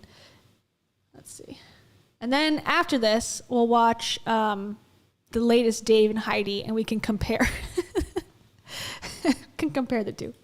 Obviously huge, so I appreciate you sharing that for people in that boat. But whether it's opiates or something else, you hit something there. You're like, I feel like I'm going further away from who I really am and what I'm really called to do, and not being aligned with it. So you had some healing, you went through some stuff, you got more aligned on your track. And obviously we saw a lot of that if you watched, you know, the show and all of that. And one thing I have to highlight of that part of your journey real quick is, I used to watch that show long before I knew you. And one thing I always noticed about you was like, I was like, he really genuinely wants to help. He really freaking cares. He just wants to help. And you can see that. And you can see that to this day, that in your energy. That means a lot. Yeah. Because, and my intention has always been that. And it always will be. Because that's what my purpose is. And that's what I realized about myself in that really dark place. Of who I am and what I'm here to do. Didn't mean to interrupt, but thank you for seeing that. Oh, absolutely. To this day, I'll see stuff on I saw you share a workout for people with low mobility. Mm-hmm. And I was like, oh, that's just so heartwarming, because you were kind of, for lack of a better word, like kind of half-assing it, but in a loving way. Like you weren't like, look how awesome I am. I'm the super fit guy that can do this really well. You were meeting them where they're at, of like, just gently kind of roll over and, you know, and so it's energetically felt that through the energy that you're showing up in life, that you truly, genuinely just want to freaking help people. I'm so glad you saw that video, because that movement, it was 3 movements that where I start with almost all of my clients that I've worked with that are 400, 500, 600 pounds. Doesn't help for me to jump up and start doing muscle ups or cleans and jerks. Like, okay, that's nice, but that's my platform's not about look how fit I am, and I'm not in competition with anyone with. Now, I don't think he specifically, or she, Heidi 2.0, is calling Heidi out, but I think this is something I've noticed in the workouts that she does, at least on her Instagram. It's like, you know, heavyweight, very sort of complicated on certain points. She has an audience, or she seems to work with a lot of people who are like Chris's audience, where they're starting off for the first time working out. They've never done a routine before. And she's like, let's do Russian twist, burpee, you know, Bulgarian squats. And it's like, people on the 5-day boot camp, you know, even though I think those workouts were a little bit, they weren't simple, but they were like, you know, like I said, the burpees, you know, 5 minutes of burpees. It's not hard to figure out how a burpee looks and feels like, but to do 5 minutes of that is pretty intense. So she doesn't seem to scale it down completely. She'll say like, oh, I scale it all down. But I think there's something to be said for like, if you're watching a workout and you have to do the lowest level every time, and then the regular level is like a very complicated move, you're going to feel bad. I would feel bad about, you know, my ability. So it seems like they have the same type of like customer, but he seems to be, like, you know, meeting them where they're at, doing the stretches, like starting there, like, let's stretch. And she's like, no, gotta put your, you know, crop top on and go to the gym and do like these crazy workouts. But she doesn't want to work with like experts either. Or maybe she does, I don't know. She seems to attract beginners, but then cater to like an advanced level of fitness. So for fitness, because there's a gazillion people out there that are far fitter and stronger than I am. And I was like, but I'm here to help people take those first steps. Yeah. So those kinds of circuits, those are created. That's what I would build for my people, so that you wouldn't have to get up and down off the ground. Right. They could actually stay right there on the ground. They could roll over and they could press, and they could roll over and they could bridge. Yeah. And it's like this little things that we can do that can make a really big difference over time. Yeah, and like I think I feel you on this so much. It's like this almost like shocking. It's like my whole resonance, my whole soul is I just want to freaking help, because it means so much to us, because we know how much better we feel as we get healthier. We know how much better we feel as we realign with ourselves. And it's like, there's nothing more I want than for everyone to feel like that. So it's a service mindset. And, you know, we're all on a different place on our path. But social media is a very interesting place, right? And I had a conversation with myself long ago when I first started sharing. You know, I was just excited because lifting weights, I was like, whoa, I'm getting stronger and it's making me a faster runner. And whoa, I have so much energy. Guys, this is cool. By the way, you're a phenomenal runner. Right, let me skip to the divorce part. Right now. Right. And because they both, here's the part. They both got divorced, you know, in sort of the same way, or I don't know, publicly, I guess. So they sort of talked about that. I think it's at this part. I owed $200,000. Okay. But I tattooed the Roman numerals 1 through a million down my side. Okay. And I did this when I was homeless. And I said, wow. And the tattoo artist was like, well, so what's this all about? And I said, well, I'm going to cross them off. It's 1, 100, 500, 1,000, 10,000, 100,000, and a million. I said, when I make a positive difference in these lives, I'm going to cross them off. Wow. I was like, I have to have something to live for. Wow. And so I memorialized it and I couldn't get out of it. I tattooed it straight down my side. That's insane. And so maybe it was a good $60 Yeah, definitely. I had no idea that. You knew though, deep inside. I'm the same way. When people say service, I have a servant's heart, but then like run a for-profit business, I'm like, do you? That's not really the same thing. Are you a social worker? Oh no, I run a business. I run a, whatever, tire business. It's like, okay, you run a tire business. Does it have to be a servant's mindset? I just find it, people just say words to say words. So I agree. You knew, yeah. And I had no idea how it was going to happen. In fact, not only did I not have any money in my bank account, I owed $200,000 to people I had borrowed money from, and I tanked it in this business. Wow. And so I had a lot of digging out to do. But sure enough, within a year, I was hosting Extreme Makeover Weight Loss Edition on ABC, but I had direction And it gave me, having a purpose gave me direction, and then determination gave me velocity. And it was just like boom, boom, boom, boom, and it started to happen. And then even that, it was like I'm not kidding you, every morning I would have a moment like, is this for real? Like, is this really happening? And it was going, and it was beautiful, and it was changing lives and sharing those beautiful journeys of transformation in front of like millions of eyes. And so people were inspired. All this was happening. And then the show ran its course. And over that time though, you know, Heidi and I, you know, granted, when we came together, it was just like, I won't say it's perfect, but it was just like, it was meant to be. Yeah. Without a shadow of a doubt. It was meant to be. 100%. And then over the course of our time together, people change. Yeah. You know, and it is difficult when you're in the public eye, and then when you're in a fishbowl and people are watching, and then it's us. And through that process, people change. And within the show ran its course, this is like 2015, and then moving into 2016, there was just a slew of events that just started to break down the foundation of our relationship.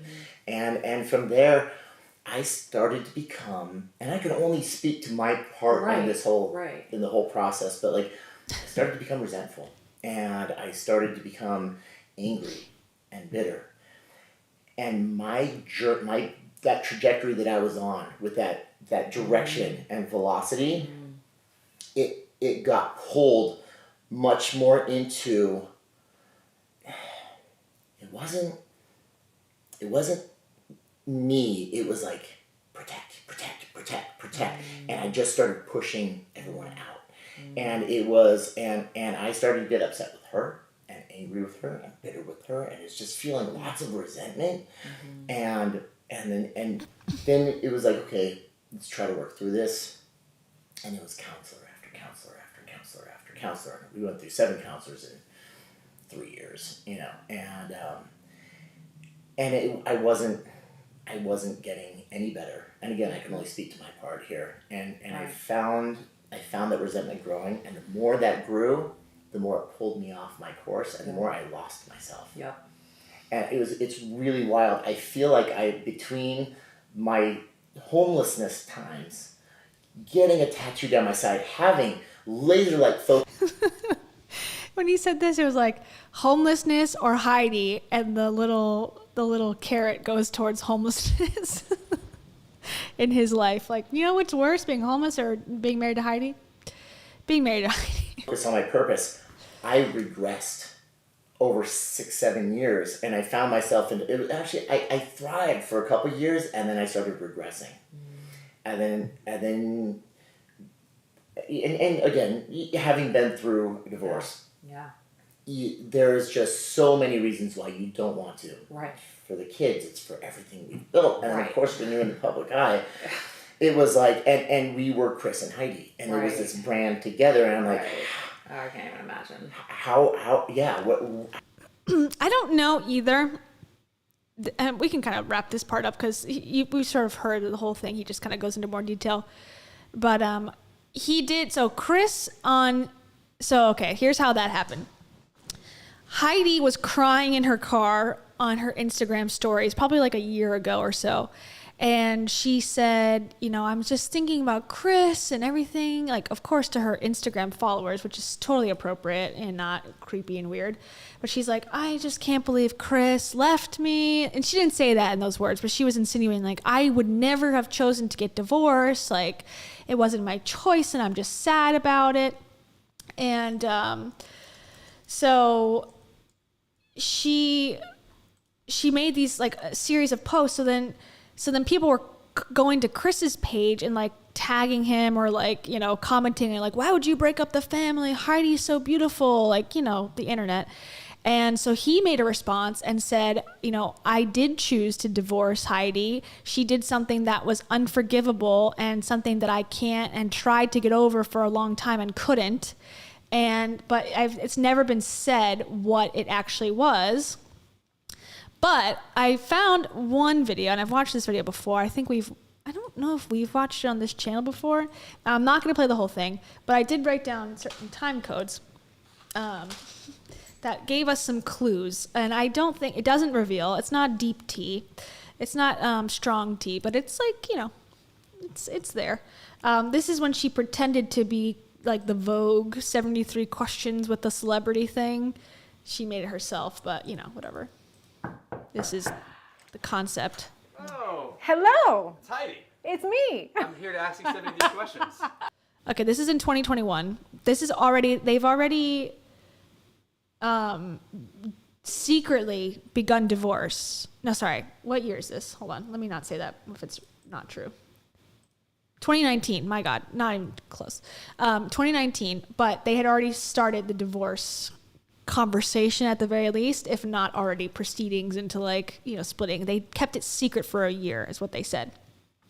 So she answers 73 questions at 9:32.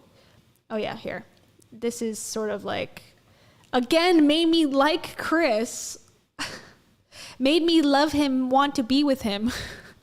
But no, but it made me like Chris in the sense of like, he seems like a genuine guy. Real life. You know what else I'm reading these days? Okay, so the question was, what are you reading? And she's like, this book. Okay. But also, I'm reading this. So Chris made these books for me 4 years ago. I'm in the middle of it. It's lots of words. 7 years of you, me, and Chris. And right now, I'm just trying to remember all of the wonderful things about me and Chris. Because marriage is hard, and you have to. And I'm going to cry saying that, but I will. These are by my bed, so every night I can look. Along with this, which is a must. Another man. Such a good story. I look at pictures of me and my husband and then look at this other guy. So that was a little interesting. Like I said, the timeline now, like when this was posted, no one knew that they were like on the verge of divorce. But, you know, going back, like, oh, here's a picture book that Chris made for me. And I look at it to remember that we loved each other at one point. And it's sweet, like a guy, I don't know, not just a guy, not to give men credit for stuff that's basic, but like, you know, sort of genuine, sweet, seemingly, that he made a picture book of their relationship.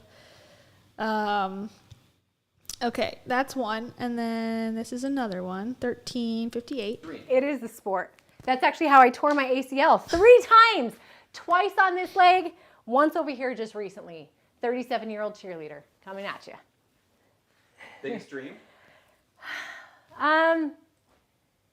Gosh, Nick, I need to like learn how to like not answer such mushy questions.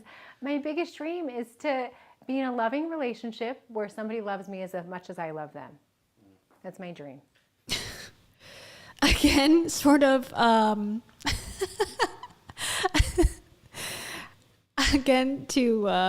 a weird thing to put when you're married, have not announced to anyone that you're divorced, and say, my dream is to love someone as much as I love them, or to be loved by someone as much as I love them. Sort of a weird thing to say, cryptic. And then, okay.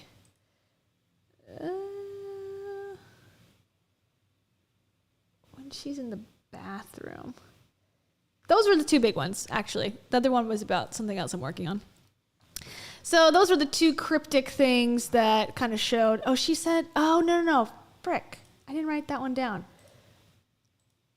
Let's see. Hold on. I'm living my dream career right now. And funny thing is, it's a dream that I never knew that I had. It's a dream. Okay, whatever. I'll just have to tell you. So the question was like, do you forgive easily or something? And she said, I forgive no matter what. And Chris and I have totally different opinions on whether something is unforgivable or not.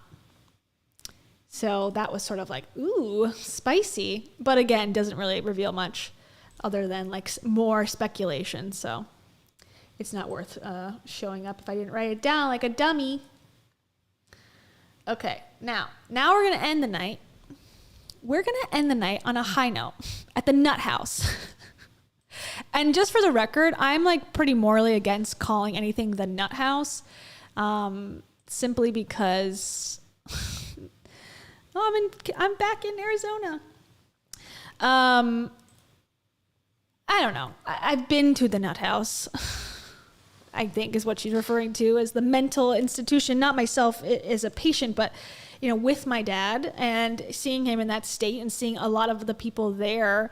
It's sad. It's a shitty situation to be in because you really see that people that are there just need help, and the system that exists, at least in the United States, and I'm sure in other countries too, is probably worse, is horrible. And yeah, they're putting you in, you know, at least back then, you know, there are some people, especially when you're in the hospitals, that are like, now I'm speaking from my own experience. I'm not speaking as like generally like this is the world and how it works, but in my experience, like I saw when I was a kid, like people being, you know, put into like restraints and the cops bringing people in and screaming and blood and like all this stuff. It's like, you know, I know it's a joke. It's funny. It's a nut house, but like when you've actually sort of been in that, it's like you wouldn't want to joke about it because it's just, it's a necessary thing for people to get better. And I think it really does change a lot of people's lives for the better, but it's also a traumatic experience. And I don't think anyone wants to be there ever when they're there. So just saying, I'm not like going to hold her to that like too harshly, but I think it could be a little bit more sensitivity training on their part. Okay, and we don't have to necessarily watch this whole thing, unless it's juicy. Well, let's see. There you are. She looks different. There you are. There we are. Wait, why? We are going live right now at a very inopportune time for Dave because the game just started. Well, there's been a lot of games, and it's a slow game so far. Field goals only. Do you know, I did not understand the importance of the first day of football until I met you. It's holy. I mean, today's been a day. And I look forward to this day like most good people do forever because football only happens during a certain time. If you did not see my story, you need to go check it out. Dave had 7 screens up. Dave had like no pants on also. And why does she sit like that? This is a bad angle. Like tilt the camera differently, please. Well, let's see. At one point, because there was the way you're supposed to. There was a screen, the main screen. There was the bottom screen on this main screen, and then there were 3 screens on your other screen with a small screen down here. 1, 2, 3, 4, 5, 6, and then you had your phone up. I was checking the old fantasy. He had his phone up. I love it. People are already asking about the rings. What rings? They're not engagement rings. Oh, these rings. They're not engagement rings. I have not seen. Let's settle down. So, what are these rings? Why would you guys ever think that? It's like just married behind them and then like their wedding photo. Guys, calm down. Why would you ever think that? I have no idea. You have 2 giant engagement rings behind you. Actually, we're here. I wanted to hop on because tomorrow is the start of my next 60-day challenge. I say next. I hesitate to say final because I'm having so much fun in pre-week now that I'm changing my mind. Yep. I don't know if it is going to be the final. It's just a lot of work. It's a lot of work getting here. Challenge starts tomorrow. Our next 60-day challenge, I'm getting a ton of questions. I wanted to hop in. It's hard for me to answer all of the questions over stories. And I know that if I'm getting 10 of the same question a day, many more of you guys have the question that are not even asking. So it does start tomorrow. What a weekend to start a challenge. Can we start with the first question? What? The rings are because this is the anniversary challenge. I was going to make it. Don't say it like that as if like we're all stupid. Your idea is stupid. The anniversary challenge. Give me a break. We all know why you're doing it. You're trying to insinuate and get people to like tune in to see if you guys are going to announce if you were engaged or not. That's all we all care about. Your relationship status, okay? Inappropriate. I'm not going to. That's definitely going to happen during this live. Never quit. We're having too much fun. Listen, I know that is the thing. Can I just tell you that I put a lot of unnecessary stress on myself to make things perfect. I do. Like for you guys, not for me. I care so much about the experience. Like if you are someone, I see people here who have done multiple. I don't know if he's patronizing her or not. I would hope so. you care. Yeah, you do, sure. Or if he's being not genuine, but like being a jokester, or being like he thinks that she does care. I don't know. Challenges. You can attest that every single challenge gets better and better. And when I say better, yeah, the party's better, but sometimes better is making it simpler, right? Like this challenge, I think we got in, and like these lives that we're doing every day in pre-week, having one live a day is beautiful. And the way that they're like a little mini show that we do where we have guests on and we educate and we laugh like crazy. If you missed it, if you are someone who's looking to sign up, you're going to have access to all of what we did in pre-week. There's chefs that came in, there's different fitness professionals, it was so much fun that we had inside of the group, and a lot of education in there too. But also every challenge gets better because we have better guides, we have better programs, we find the gaps from the last challenge. So like this time we added a brand new program called Body Weight Basics. So we have the traditional Get Fit Classic programs, we have the accessory, the glute program that I have from last time, and then we added a new Body Weight Basics program because while anybody can do any of the workouts, because we tell you how to scale, how to modify, we still realized that there was a need for a more body weight style program that actually I shot, like I filmed, I recorded inside of a home. I have coaching videos to scale every inside of a home, not my home, a home. Single move. I even have modifications for people who can't get on the floor because I realize we have a big audience of people that can't necessarily, whether it's knee issues or back issues, getting up and down off of the floor is a hard thing. And I want to make sure that we very clearly have programs that speak to all of them. I also know that 6 days a week for some people is too much. So Body Weight Basics is 3 days a week. And then on the other 2 days, we stretch. We have mobility programs. So the challenges get better. I'll tell you, I think that they get better. I think that they get better because one of your gifts is listening. Like you have listened so well to what each of the people in the challenges, each of the previous. As she doesn't listen, she stares at herself immensely, intensely into the camera, reading the comments as he talks into her ear without any comprehension. You're so good at listening. 3 times have represented as, you know how you can make this better? Or I'm struggling with this thing. If you could just do this one thing, it would be so much better. And have pushed the team to try and meet these people where they're hoping to be met. And so it has evolved, but it's evolved because you've just been, I think, really great about taking feedback and implementing things that make it better. So, I would beg to say that I don't just take feedback, I actually ask for it. Like I am somebody who looks for what. I am somebody that does feedback questions, as every business in the fucking world does. People actually pay their customers to give them feedback, like free gift cards and, incentives to give them honest feedback. But Heidi's different. She's built different. She is the only person who wants to hear feedback and actually takes it and uses it.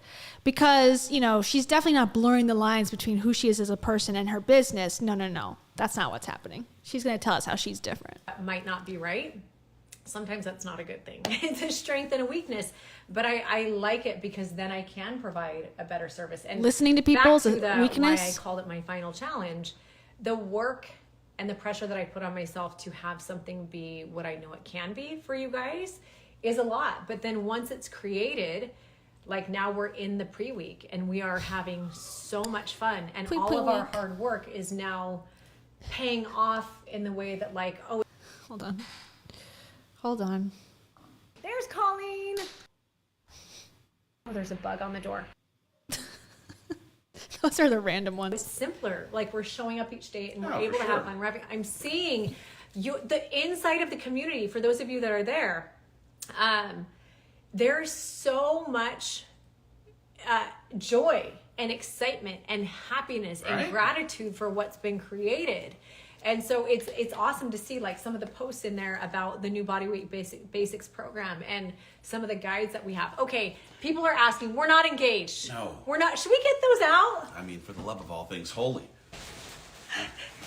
Why would you have the rings? Why do you have rings if you didn't get engaged? Why do you follow me if you don't already own my book? Why would you have rings in your shot if you weren't engaged? This is because it's our anniversary.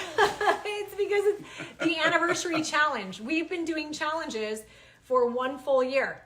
This is the anniversary challenge. So simple of a So concept, that's what the guys. wedding So rings are. simple. Let's get that out of here. Dave, are we ever going to get engaged? I don't know. Who knows? That's not what we're here to talk about. Who knows? Oh my God, how awkward. Heidi, again, if you want to be engaged to this man, propose yourself. And okay, here's my rant. You know, as someone, and I have never proposed to someone, so there you go. You know, here we are. Someone giving advice from a place of not doing it themselves. But I've never been in a rush to get married, ever. I am terrified of marriage, to be quite honest. So I struggle for any sort of commitment. So there's my perspective. But if you really wanted to be engaged, you should do it yourself as a woman. If equality truly exists, and you are ready, and you think that this person is the one that you want to be with, you need to, like, be okay with the rejection that you're okay with him receiving if you were to say no. In my opinion, like, saying it passive aggressively on this live stream, like, are we getting engaged, Dave, is way worse than you saying, Dave, will you marry me? And he says no. And then you understanding where you both stand on the relationship and then leaving, exiting, or sticking around until he is ready. But the fact that, like, it's not okay for women to be rejected or having the possibility, because that is a chance when a man or anyone, you know, proposes marriage. But, like, as women, I think that we need to sort of be better about being rejected potentially and not have it, like, end our life. Like, oh my God, like, I can never be rejected ever. I just think, you know, I think it's easier said than done, obviously. But I think this is something that holds us back as a gender. That's my gender rant for the day, and something I think about a lot. It's like, you know, if you are ready, then let's go. Let's go. Don't wait around for someone who, you know, I don't know. That's what I'm trying to say. Whatever. Back to this. That's not what we're here to We'll talk see. about. They're saying, will you all ever get married again, or have you ruled it out completely? Oh, thanks, Alyssa. You know what? Can I pin that? Hey, there you go. I'll pin it right there. That is what I just saw a funny comment. did it say? You're so desperate for a ring. If Actually, you I'm only not. knew. Let's talk about it. If you only knew. The opposite of. I've been married twice. The opposite of. And I don't know. I'm not saying. Okay, so she's saying if you only knew. So does that mean that he did ask her and she said no because I have children or whatever? So I don't know. I'm so confused. I guess she's about to explain it. Thank you, Aaron. Aaron. I like the spelling of that. Arien. Thank you. It's going to pop up in a second for that sparkly diamond. This is for you, Aaron, in advance. You are gonna marry Dave Hollis. That's for you. Marriage is a thing that I'll never do, but I'm an emotional person, and in my emotions, I'll say, I'm never getting married again. Here's the I don't know if that's true or not, right? Who knows? But also I am crystal clear that I've made decisions at points in my life that maybe I shouldn't have made decisions, right? Like I'm grateful for what came out of my marriages, but also I'm learning lessons. And I think that's what life is about, is sometimes we get into things and we realize that it's not right, or yeah. I need to be more careful. And I'm not, like, you are the greatest, but I also think but also I have growing and I have learning, and you have growing and learning to do. And we also have so much fun with the whole like naming the relationship or defining it, because it is what it is. And it also, by the way, it's been up and down, and it's been, like, it continues to change and grow. But, like, labeling it as engaged or not engaged It doesn't- feels that- like an unnecessary. Someone just it's like said an something unnecessary great thing. too. So okay, so that's the truth. And why, Heidi, are you asking him on the live stream, Dave, when are we going to get engaged? Or every time it says, and someone brings it up in a question where she posts it, like she is not, it's not like it's popping up. Like they're choosing to acknowledge it. And in her Instagram stories where it was like, I have an announcement, it was like, are you getting engaged? And she's like, ask Dave. What's that about then? If this is not important to anything, why do you constantly bring it up? It's like, oh, blaming you guys for keep asking. It's like, no, you keep bringing it up. They said if it's not broke, don't try and fix it with marriage.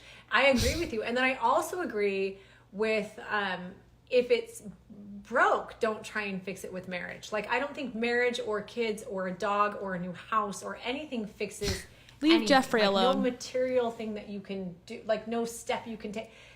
Like the only thing that fixes anything is working on yourself. Together. And that's kind of what this does. I feel like if I'm not interested in, and you're not either, in like falling into somebody hoping that it makes you a more complete person, because the goal is to be complete on our own. And then whoever We spend every waking moment together. However, we're going to get better alone. It's like, okay, sure. Good luck. you're with, it amplifies it. Exactly. I agree 100%. I agree 100%. I think it's funny. Just even having ring balloons prompting such conversation is funny. How would it not? How would it not? That's the only thing that there's interesting about them as people. And that's mean. That's very mean to say. Dave would say that's a mean thing to say about them. That wasn't nice. But they really don't have a great personality besides the intrigue of are they, aren't they? I mean, that is their thing. And I think that they know that and they've capitalized off of that. Because even this is like the people, oh no, this is an Instagram Live. But a lot of the people in the group are asking too, I would imagine. And they want to know. They're invested in the community and they're the heads of the community. I mean, that's what's making them, you know, interesting in any way, engaging in any way. Engaging, ha ha ha, pun intended. Like, otherwise, what do they have to offer? Like, do a squat? Come on. Dave doesn't even have that. Dave has, like, nothing. What are you most excited about in the challenge? Yes. What are you most excited about in the challenge? I'm the most excited Getting engaged. about the path is so clear this time. Like, again, we've never not had an incredible Not challenge. clear. Never. They've always been amazing. And part of why it's amazing is because, like Dave said, we listen.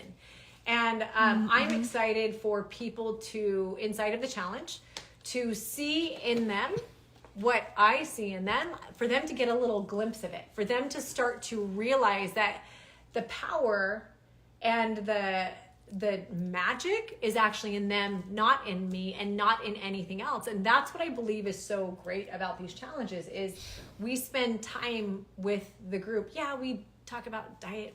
I hate the word diet. We talk about nutrition. We talk about exercise and moving our body and the physiological benefits and the psychological benefits of those. But more importantly, we do talk about the foundational elements of transformation, the things over the years that Chris and I had used to help people lose hundreds of pounds over the course of a year. Everyone get your bingo cards out. Chris has been mentioned. Okay, Dave starts to disassociate. Once again, Chris is mentioned. 10 minutes in, so after the 10-minute mark, so not as soon as other ones, but hey. There's the chat that came in super late. Dang. Aaron. I love you. Here we go, Chris. We know him now. We stan Chris on this channel. No, you don't have to stan Chris. I don't care if anyone likes him or doesn't, or, you know, all opinions are cool with me. And I think there are some problematic things, but on the scale of Dave and Heidi, he is far off the charts, in my humble opinion. Oh, I love that sound. Here we go. Right? And things that can actually Chris has been mentioned. make Where's the my difference mug? between temporary weight loss and permanent transformation. Like we always say, weight loss and transformation are two totally different things. Weight loss, it's calories in, calories out. You eat at a deficit, you're going to lose weight. You have a deficit of 3,500 calories. It's 1 pound you're losing, right? Or you'll lose. That's temporary. Most of the time when we focus on the number on the scale, when we focus on what we're eating and how we're moving over, how we're creating habits, right? When we focus on those things over the others, it's temporary. We'll hit a goal. We have that lottery syndrome. We think, when I get there, if I get to this number, then I'm going to be happy. When I can look a certain way in a bikini, then I'll be happy. When we understand this basic ass concept, Dave and Heidi and any other self-help guru who will come in the future, every goddamn person on earth understands this concept as an adult, that when this happens, this will make me happy, is a fallacy and is not real. Everyone knows that at a deep level. Whether they act out on it or not, I don't know, but we don't need to be told this a million times, and we don't need to be told that life happens to me instead of through me, okay? Thank you, Savvy. I'm 150 pounds, then I'll be happy. Where if we're not addressing the reasons why we're unhappy, or the reasons why we've put on the weight, or the reasons why we're self-sabotaging, no goal we ever hit will be permanent, right? And chances are, we're going to struggle to hit it anyway. We're going to go right back to before we get to the end. Yeah, and we'll go back we'll be in that same insanity loop of doing the same thing over and over again, of setting a big lofty goal, sticking to it for 10 days or whatever it is. 60 days. That, right? And then before you know it, you can't do it anymore because you've set too many big goals. Yeah. You feel like a failure again, and you stop making promises to yourself or commitments or goals because you don't believe you have what it takes to reach them, right? But what's transformation? Transformation is working on your head and your heart.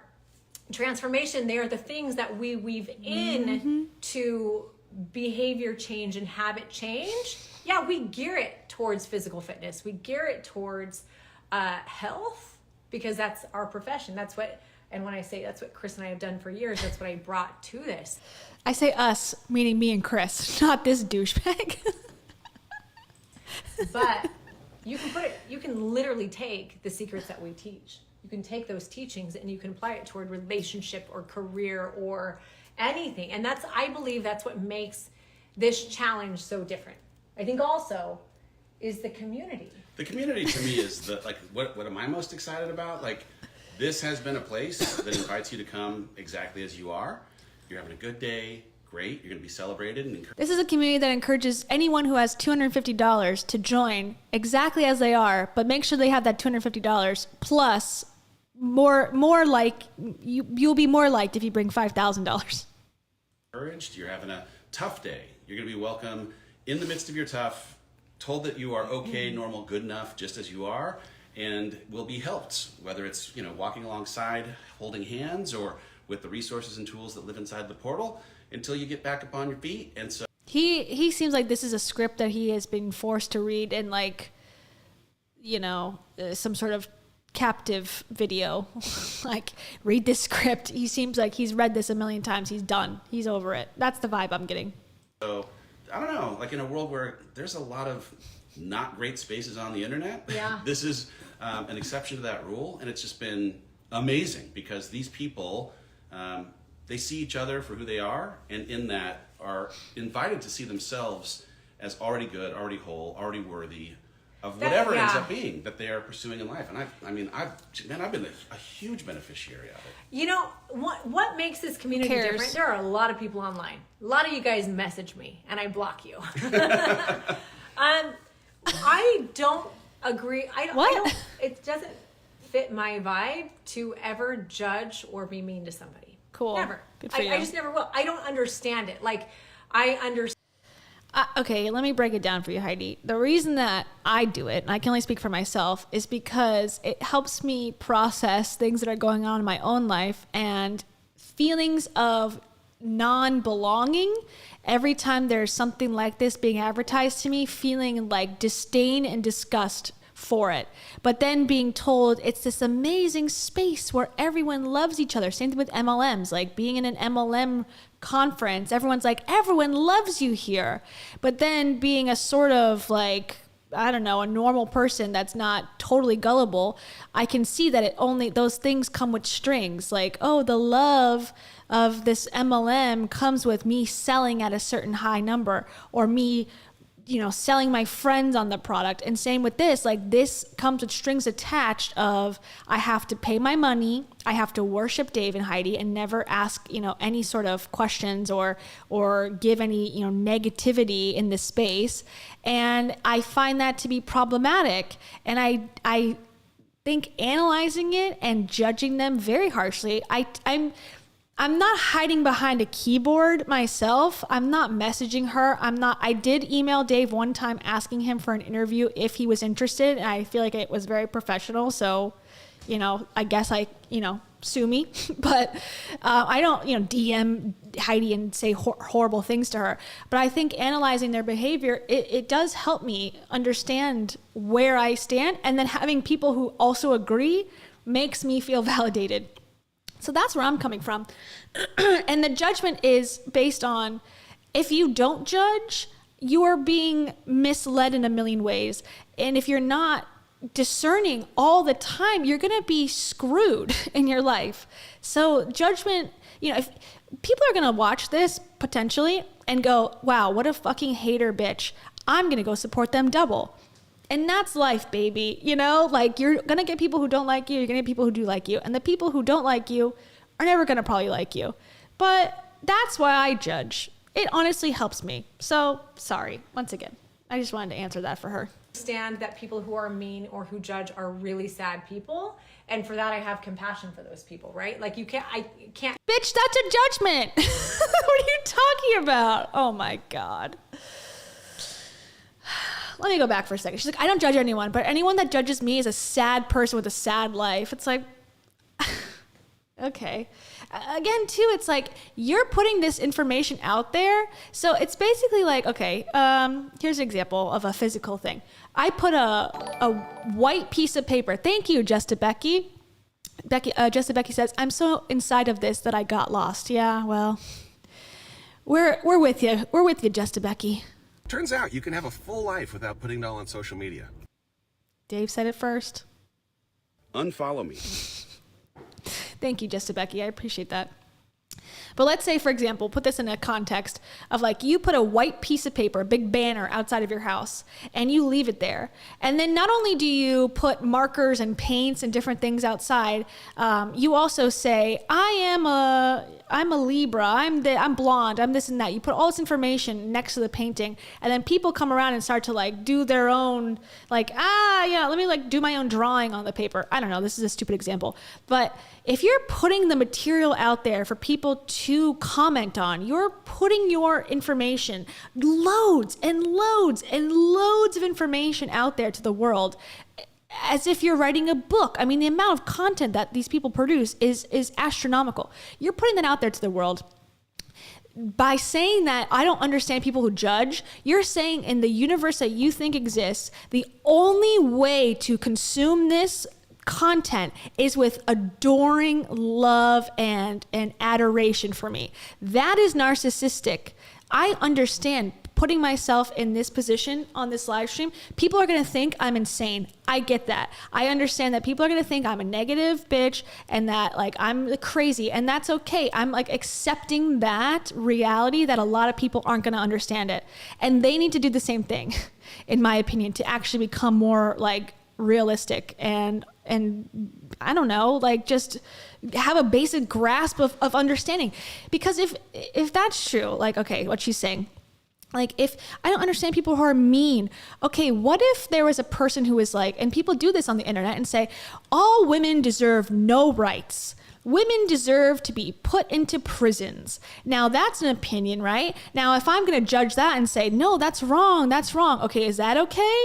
Or only certain opinions are okay to judge? That's where I start to go, don't tell me what to think. Don't tell me what to say, and we'll be good. And it's like, I hate this, pity me. I'm a victim of judgment and bullying. It's like, no, you're not. You're choosing this. Your speech is meant to be criticized. If it's not, that's where we have problems in this world. That's what a cult is. So shut up.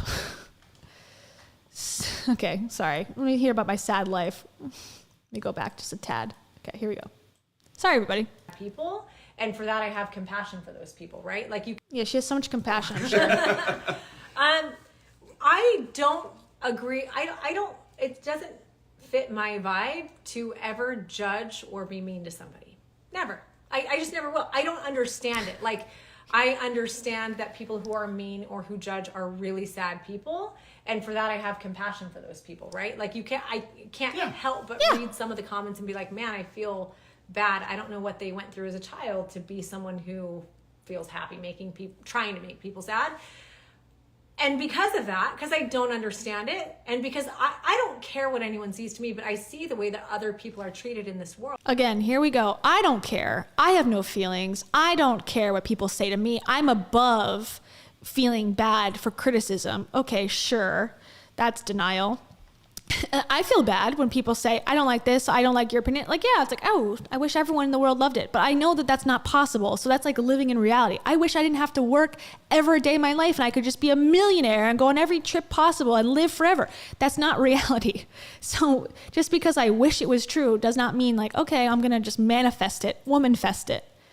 And it's like, oh, your childhood, like, I don't know. This is a judgmental person right here who's saying, I'm not judgmental. I'm actually above judgment and feelings. And now I'm going to tell you how you're bad. It's like, what? You need help. And a lot of times it will have to do with how they look or what they weigh or whatever it is, like things that like are struggles and are hard for them. And so I wanted a community, and okay, sorry, I've cut this off so much. I apologize. The only time she's accepting someone who, in her words, is super obese in her life, if they're actively working to lose the weight, specifically in her program in which she is getting paid for it. Tell me and show me one person in Heidi's life that is not super fit, that's like in her life, that's not paying to be there.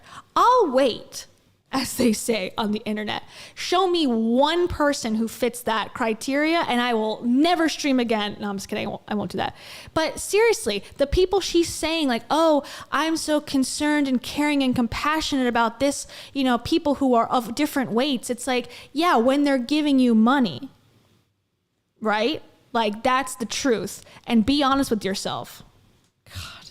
I have a community. Like, this is a community where no matter who you are, no matter what you look like, no matter what you weigh, no matter what you did in your past, if you come as you are and you are authentic and you are real and you are vulnerable, you can take your But don't judge me or say anything negative to me or else I will block you, as she just said. So that's not showing up as I am, because I'm showing up pissed off at this world, pissed off at these self-help gurus who make millions of dollars, pissed off about the communities that have been made and make people feel like shit all the time. So it's like, I want to express that, but that's not acceptable. So I'm not showing up as I am because there's all these rules involved. Don't tell me how to act. Ugh, I'm sorry. Thank you, Crystal. Preach. Thank you. It's giving me life. It's giving anger. It's giving stress release. That's what I'm giving right now. I'm telling you, I had a bad weekend, so I'm just letting it out, guys. It's okay to cry. Heidi, do you know what the fuck you're talking about right now? No. I know. That's why I'm allowing it to happen. Thank you, Crystal. I appreciate that. I have to go do a potty. That's what you should say, Heidi. I think, she's trying to be like, oh, I'm so accepting of everyone. It's like, yeah, that has money. Anyone who has a beating heart and cash, you're cool with. That's not an oppressive quality to me, personally. Mask off and show up exactly as the person that you are. And you are interested in living your best life. If you're interested in being loved as you are, and you're interested in learning how to love yourself and become and grow in a way that you never thought possible, like, this is a community where you are wholly accepted. It's a community where I know you will indeed make mistakes, because I will too. I am human. For sure. I'm imperfect. For sure. And for sure, and 7 years ago. We give you plans But I also understand that, like, it's not about doing it all perfectly and then I'm going to praise you and I'm going to love you. No, it's about doing it the best you can, admitting when you fall, allowing me to reach my hand out and help you up, or someone else in the community, and give you a hug. And it's about a community where even if you have a bad day or a bad week or a bad month, knowing that you are still welcome there. Like, you are still human and you're just like the rest of us, right? I think too, the great thing. What, we didn't work out that day? That's the only exception. Like, oh, you didn't work out today? Okay, you can still stay in the group. Oh yeah, I also paid to be here. So you're going to kick me out because I didn't, like, eat my protein shake or whatever? It's like, you're not allowed to say anything negative. We've already said that. It's a completely controlled environment where everyone's positive. They're selling upon that as like the biggest reason why someone would join this Facebook group community portal PDF email that she's been shilling for like the last, month or so, 2 months. So again, like, what you're selling is a hyper toxically positive environment, and that can be beneficial for people who need that and want that and cannot stand any sort of dissent. But that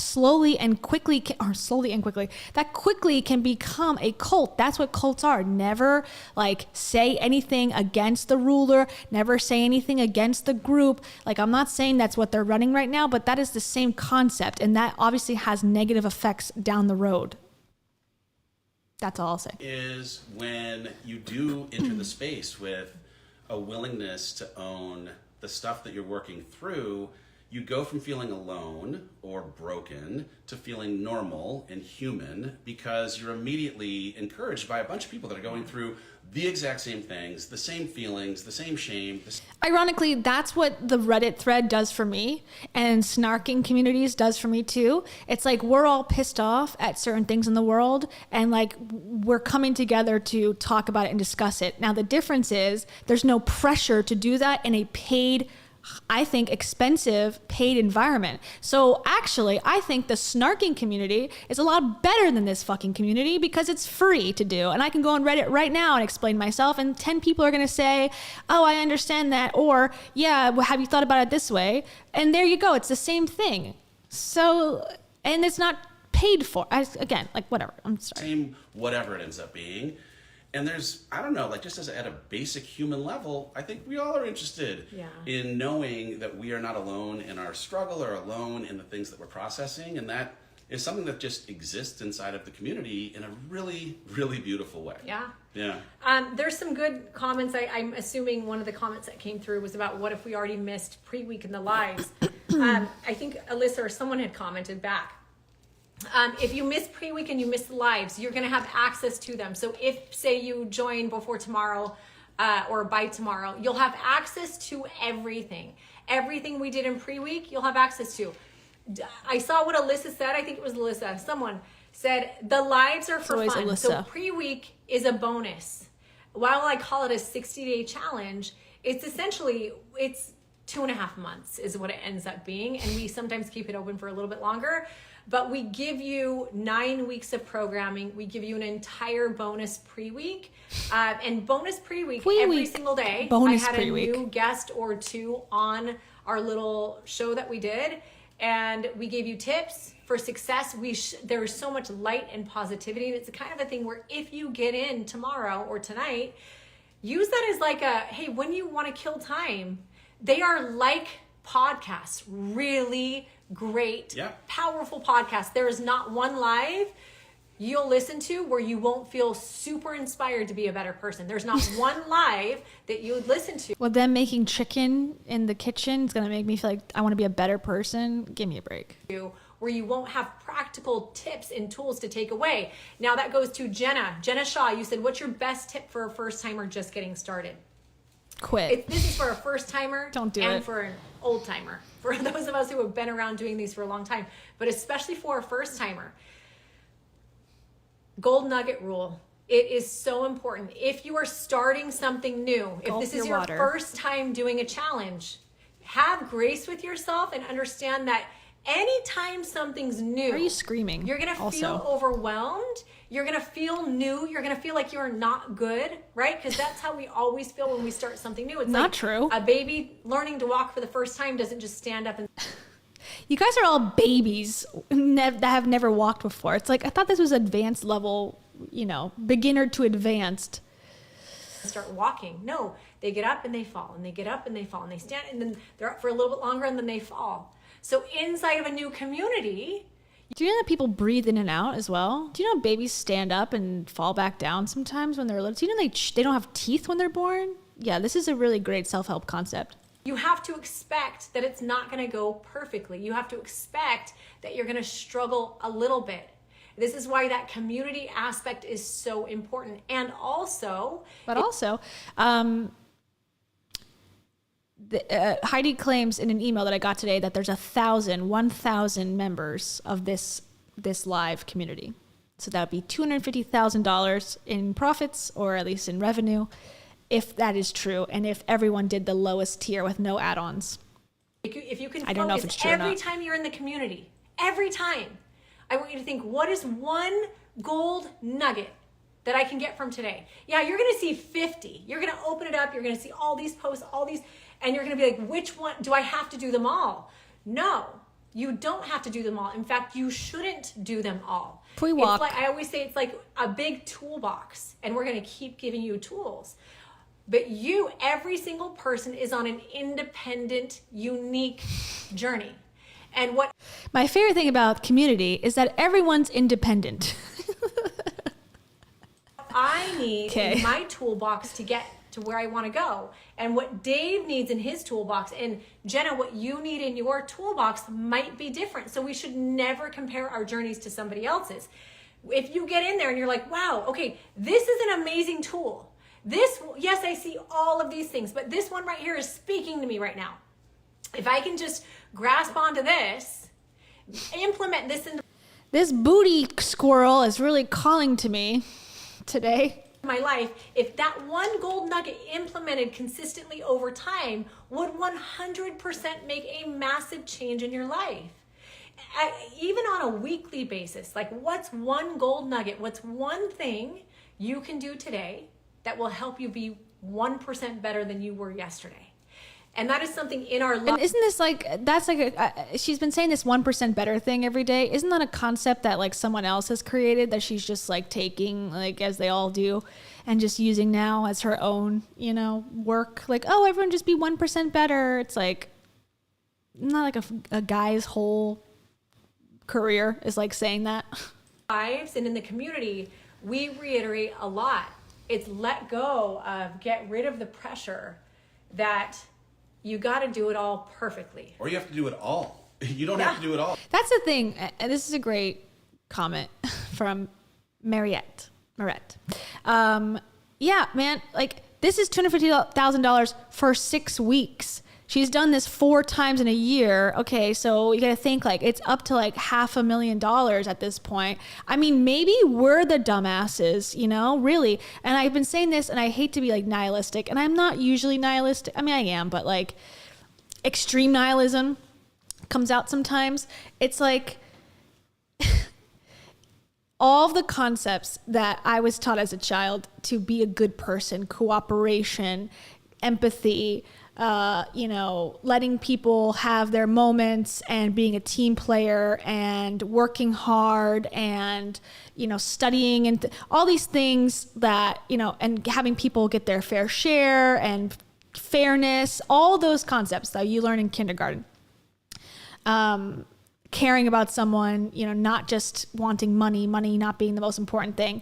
Those concepts have really held me back in a lot of ways. Like, to succeed and to have security and to have power in this world, like to not be powerless and to be taken advantage of, you have to have money. You have to have something that you can, if someone sues me, if Dave Ramsey sues me in court, I need to have money to be able to countersue, or to at least clear my name from what is being accused of me, right? Or if, even worse, like if you get pulled over for something and you're charged with a felony or whatever, or misdemeanor, if you don't have money, you can't get out on bail, and you'll sit behind bars for years potentially. I mean, there's a lot at stake when it comes to money, and I struggle with valuing myself and all those things.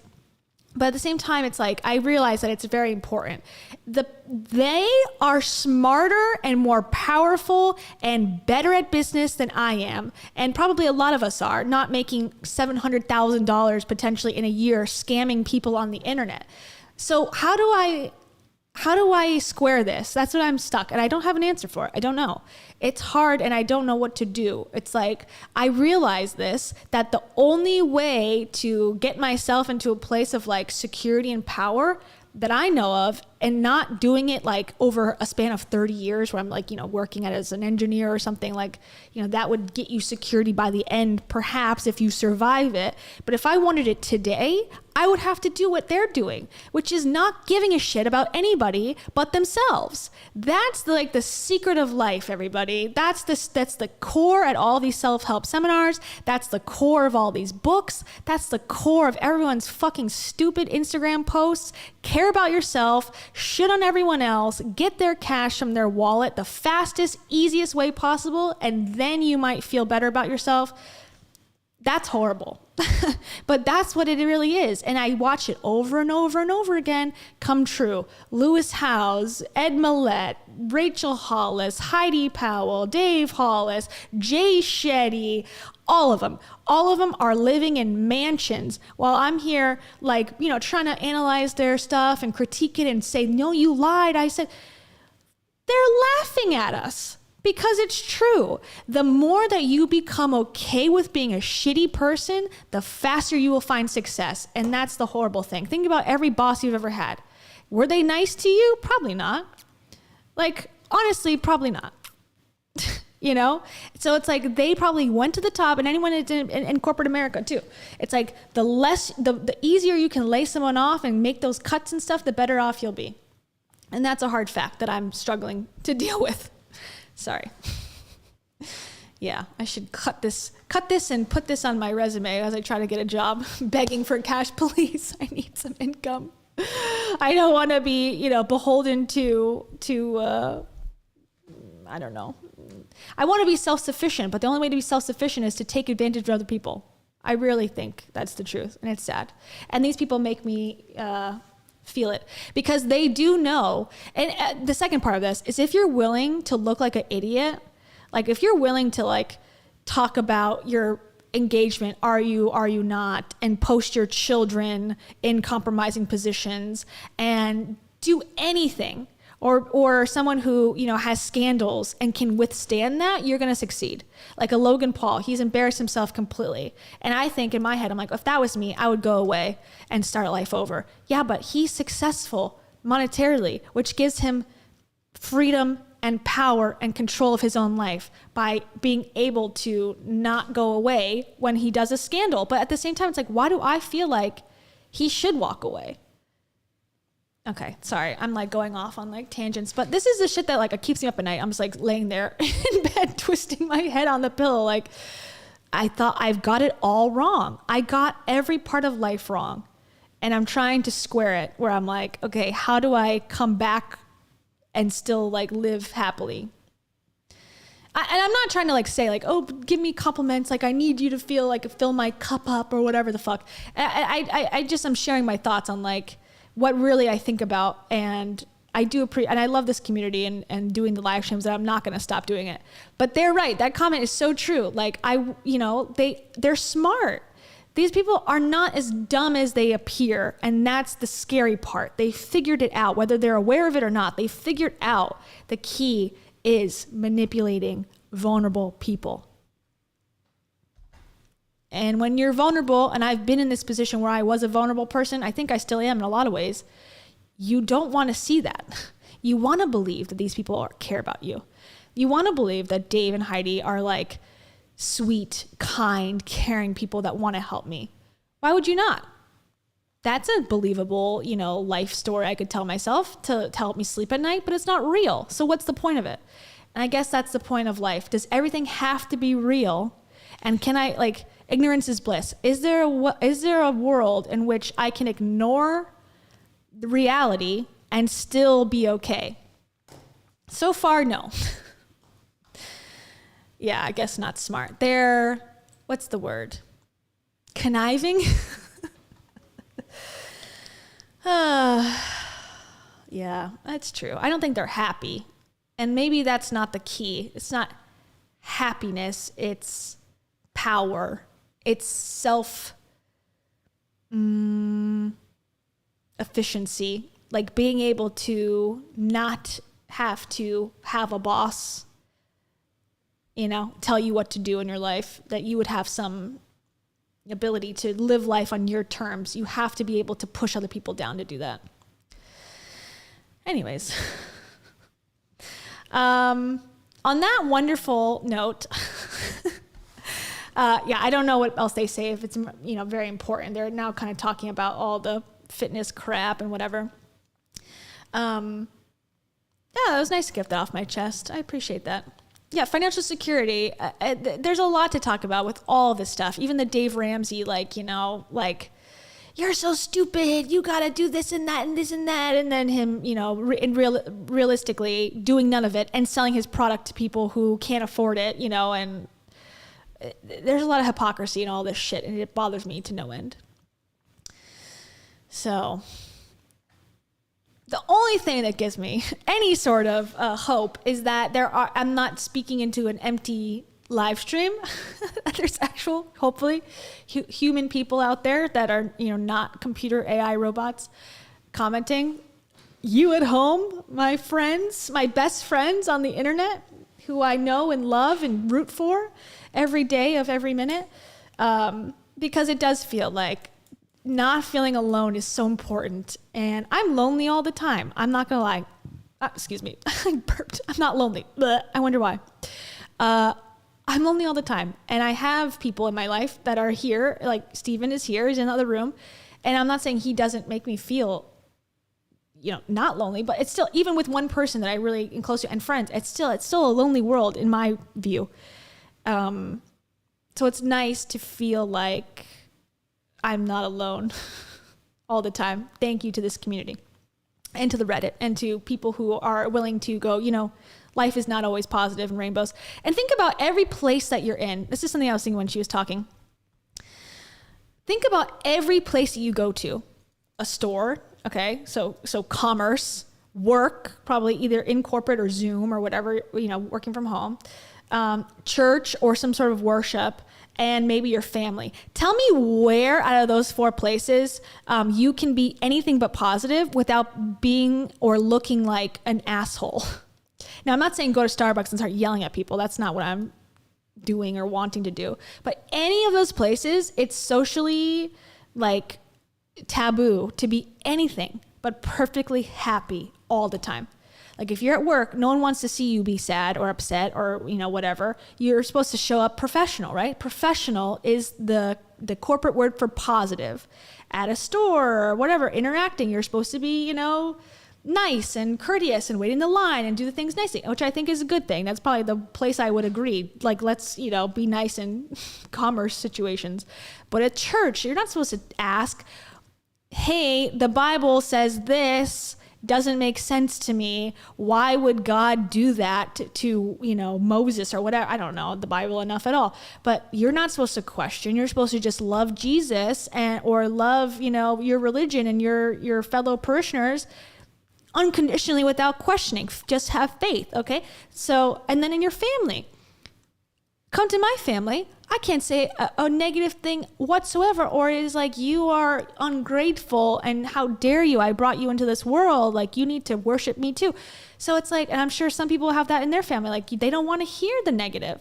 So there's no places that are safe, truly. Like, they're hawking this, it's a safe place. You can show up as you are. Not really. They want you to show up positive. Where else but the internet can you show up in a negative way and express these feelings that you have? Nowhere. That's why people snap. You're not able to express it. And you could go to the gym. That's my outlet, going to the gym, running, punching something, but it's not the same. You got to express the feelings. And it's like, other than the internet, there's no place that I've found where I feel comfortable doing that. Therapy, therapy, that is a place. But it's one-on-one and it's not, I pay for it. Yes, exactly. Well, good. If you have a family that's supportive, that's awesome. And that's like a thing to cherish for sure. Or a husband or something, or a wife or a boyfriend, girlfriend, friend. If you find that in your life and you can be negative with that person without causing them emotional stress, hang on to that person and never let them go. Hold on. Hang on to them and never let them go, okay? The person that you are able to bitch in front of and near and to about your problems, that is a keeper. That's who you buy engagement ring balloons for. You heard it here first. Everyone's like, are you done? Are you done? Yes, I'm done. And on that note, everyone go to therapy. I'll be going in the morning. I will feel different probably at 11 a.m. tomorrow. Like everything's fine again. Okay. I see your comments. Thank you. I appreciate all the comments and for everyone staying engaged and dealing with this. But I, again, my thoughts are not cohesive necessarily, and they're not necessarily my thoughts for life, but these are things that come up, and I'm glad that, you know, I can share these things out loud. And on that note, all right. And Taro's sleeping on the couch currently. In case you're wondering, she hasn't made her appearance today. I'm very sad. On that note, clear, clear, clear. Clear, clear, clear. And once again, on that note, on my hard sales pitch about how life is, you know, horrible and negativity rules. If you have seen the emojis and such on the chat and things, that is from being a member, which now you can do. I'm closing down the Patreon again. And if you are a patron currently, you should have gotten September's patronage refunded. And you can join the membership up here. So this is just the channel, like going to the channel. And then right below the main video, it says see perks, but it should say join if you haven't joined yet. And that's where you can access the emojis. And I think because we had a bunch of people join today, I think I should be able to add some more emojis soon. So I'm going to reach out to the designer. My team. I'm going to reach out to my team. The guy on Fiverr who helps me. Not $5, but, you know, it's like 15 or 20 per emoji. No, it depends. It depends. Depends on how many I buy. Anyways, who cares? I'll reach out and we'll do some more. And then I also made a post in the community that is asking for suggestions. So if you have an emoji suggestion that you would like, please put it in the post so I can have a running list and we can keep adding them as we go. All right. Thank you, everybody. Sorry. I feel like I just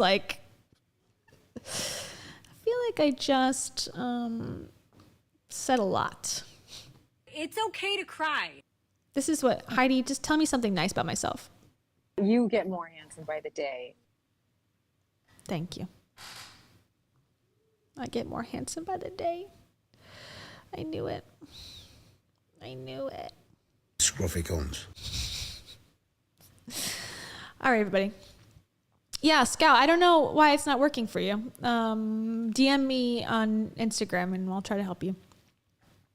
I know, I said community. I said the word, but it's called community on Facebook, so I can't help it. Yay, Lisa. Woo, it worked. Okay. Yeah, it literally says community on the tab. So for confusing purposes, it's membership. Oh, I guess membership shows up. That's where it's at. All right, everyone. Oh, thank you. I know. Sorry for apologizing. Girl, stop it. Clear. I'm cleared of all my sins. All right. Good night, everybody. See you soon. And yeah, I think Monday I'll be back here for sure, if not sooner. So we'll let you. Mitch, thanks for joining. Keep joining and it'll show up. We'll show up. Good night.